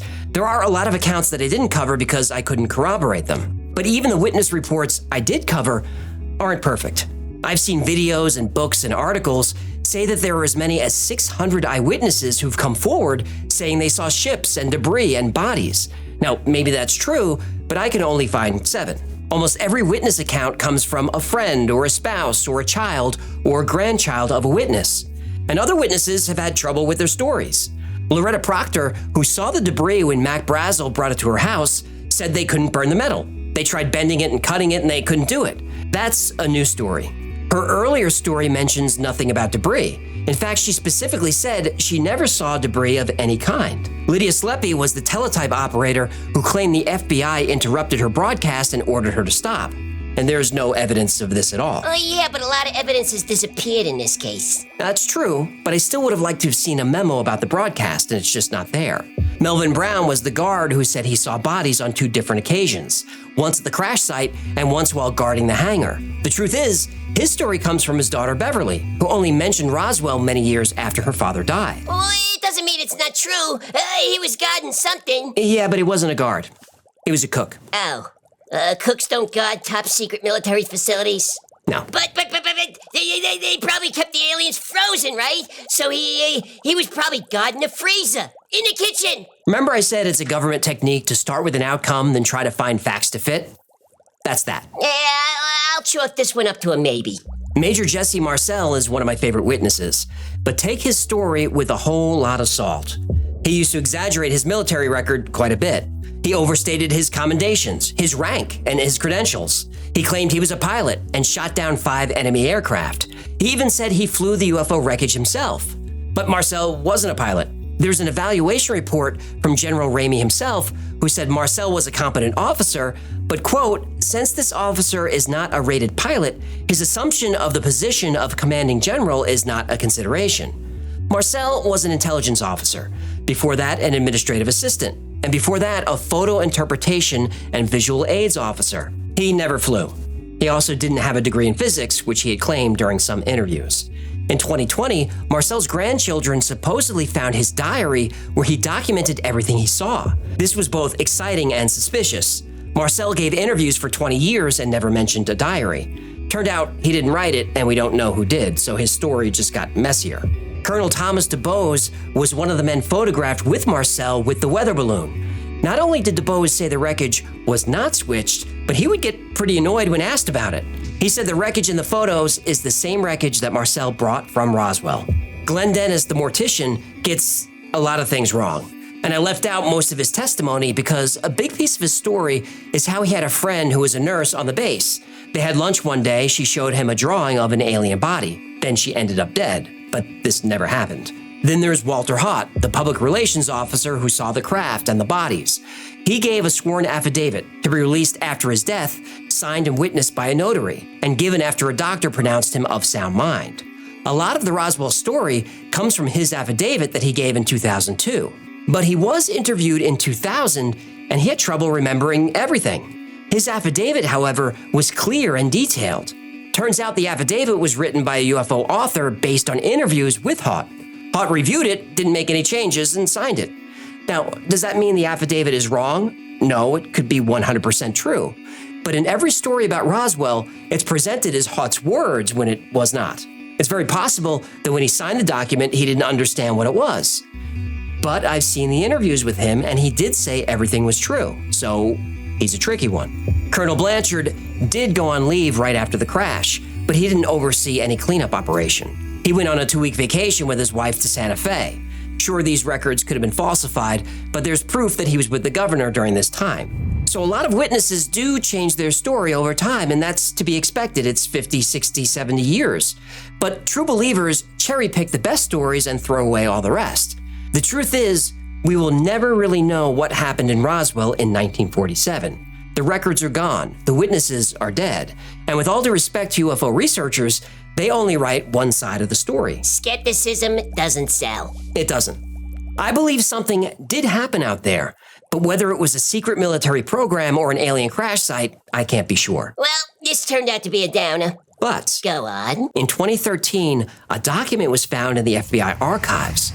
It's written by Guy Hoddle, special agent in charge of the Washington office. It's dated March 22nd, 1950, and the title is Information Concerning Flying Saucers. An investigator for the Air Forces stated that 3 so-called flying saucers had been recovered in New Mexico. They were described as being circular in shape with raised centers, approximately 50 feet in diameter. Each one was occupied by 3 bodies of human shape, but only 3 feet tall, dressed in metallic cloth of a very fine texture. That was sent to J. Edgar Hoover, the director of the FBI, who declined to pursue it, which leads to one final twist to the Roswell story. And it's a twist that needs its own video. And if you want me to cover it, let me know. In 1972, a witness came forward with new information. Information that was always hinted at, but now we have a lot more details. Turns out, one of the aliens recovered from Roswell stayed in Los Alamos until 1952. In the freezer? No, he was alive. And he had a lot to say.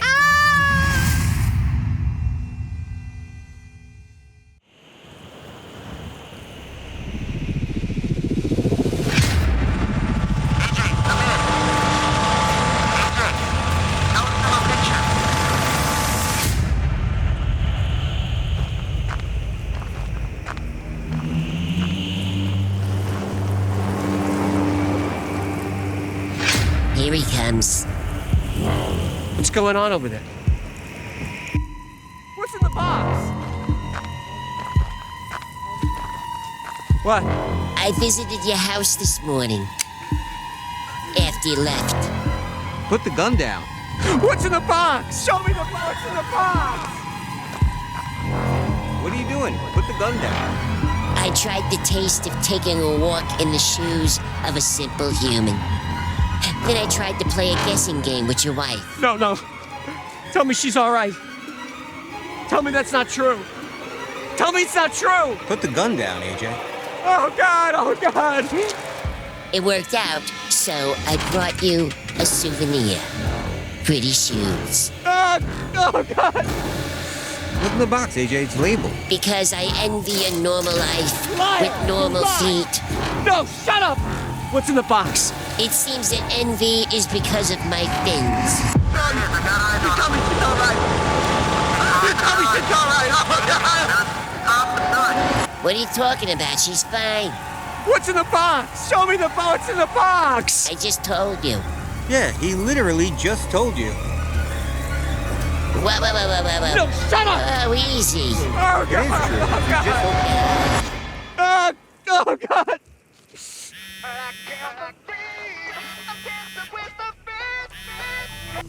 Are you all right? Yeah, I'm fine. Hey, listen, Hecklefish came by this morning to show me the box for the new Heckle Kicks. Have you seen it? Wait, so shoes are in the box? Yeah, they look fantastic. I might have overreacted. Lusting after AJ's new sneakers? Pre-order your own set of Heckle Kicks for just $99. These custom Wi-Fi shoes go on sale Saturday, March 9th at 9 a.m. Pacific Standard Time. The pre-sale only lasts for 10 days. If you get your order in by March 18th, you can wear your new Heckle Kicks with pride. Once the pre-order window closes, no Heckle Kicks for you. Don't be a sloth. Get your order in at shop.thewifiles.com and be the envy of all your friends. What's in the box? Your new favorite shoes. Thank you so much for hanging out with me today. My name is AJ. On the line is Hecklefish. On the line. You could have at least put me on Zoom. Oh, hey, let me ask you. What? Are you wearing those orange glasses? I am. You look like a Walmart Robert Downey Jr. This has been a Y-Files compilation episode. I hope you had fun, learned something new, maybe revisited some old favorites. Maybe some of these were brand new to you. Either way, I appreciate you checking it out. Now, a few plugs. Remember, the Y-Files is also a podcast. Twice a week, I post new episodes on the Y-Files podcast. It's called Y-Files Operation Podcast. I don't have my teleprompter or my script, so I'm kind of just winging it. You can see how sloppy I am without the script. I got the bullet points. I'm doing my best. It's the Y-Files Operation Podcast. Every week, 2 episodes. One of them is just the audio version of the show that you see on YouTube. But the second is a deep dive into one of the topics we cover on YouTube, or it's a topic that we can't cover on YouTube because of whatever reason. Those are called Unredacted. Now, special thanks to our patrons who make all this possible. I could not do this without you guys. Every episode is dedicated to you, especially the compilations, because it's terrifying taking a month off. The algorithm is going to punish me. It has already begun, but we're going to take a break every year for 1 month. But during that month, 3 of the weeks are working weeks. So we'll be creating new content, and there's new content coming in 2 weeks, and we're starting with a banger. We're starting with a very fun episode about Mars. So this and that are dedicated to the patrons. Now, if you'd like to support the channel, we'd appreciate it. For as little as $3 a month, you can become a Patreon member. You get access to episodes early without commercials, merch that's only available to members, and you get 2 live streams every week just for you. And I believe, even though we're technically off, Patreon members are going to get live streams this month. I may be wrong about that, but if I am, I'll make sure that I'm streaming for Patreon members. Another great way is grab something from the Y-Files store. Grab a Hecklefish t-shirt, or a Fistful of coffee mug, or a hoodie, or squeezies. Look, the bit isn't as funny if you can't see me. And those are the plugs. I will see you next week with another compilation, and in 2 weeks with a brand new episode. Until then, be safe, be kind, and know that you are appreciated, because you are.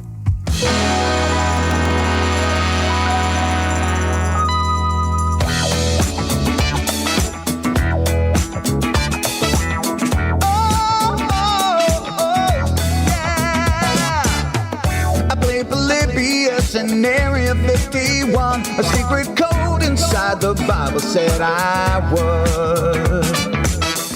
I love my UFOs and paranormal fun, as well as music so I'm singing it like I should. But then another conspiracy theory becomes the truth, my friends, and it never ends. No, it never ends.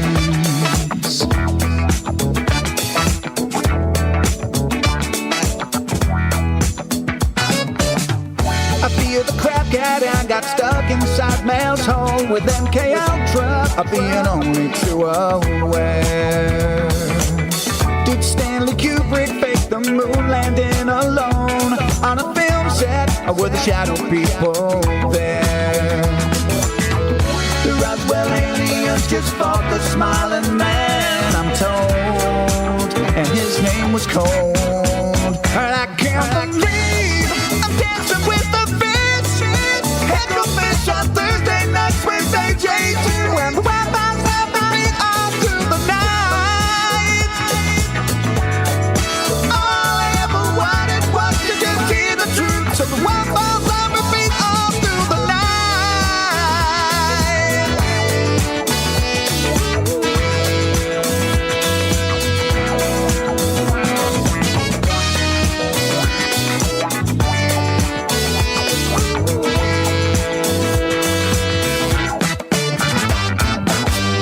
The Mothman sightings and the solar storm still come to Agatha, the secret city underground. Mysterious number stations, planet Serpo 2, Project Stargate, and what the Dark Watchers found. In a simulation, don't you worry though. The Black Knight satellite, it told me so. I can't believe I'm dancing with the fish. Head fish on Thursday nights with AJ2, and the Wi-Fi's happening all through the night. All I ever wanted was to just hear the truth, so the Wi-Fi's on repeat all through the night. Head fish on Thursday nights with AJ2, and the Wi-Fi's happening all through the night.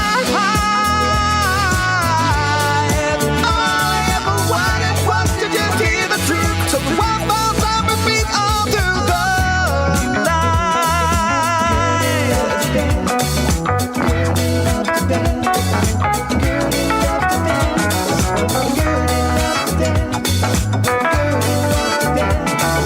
Gertie loves to dance. Yeah, Gertie loves to dance on the dance floor because she is a camel, and camels love to dance when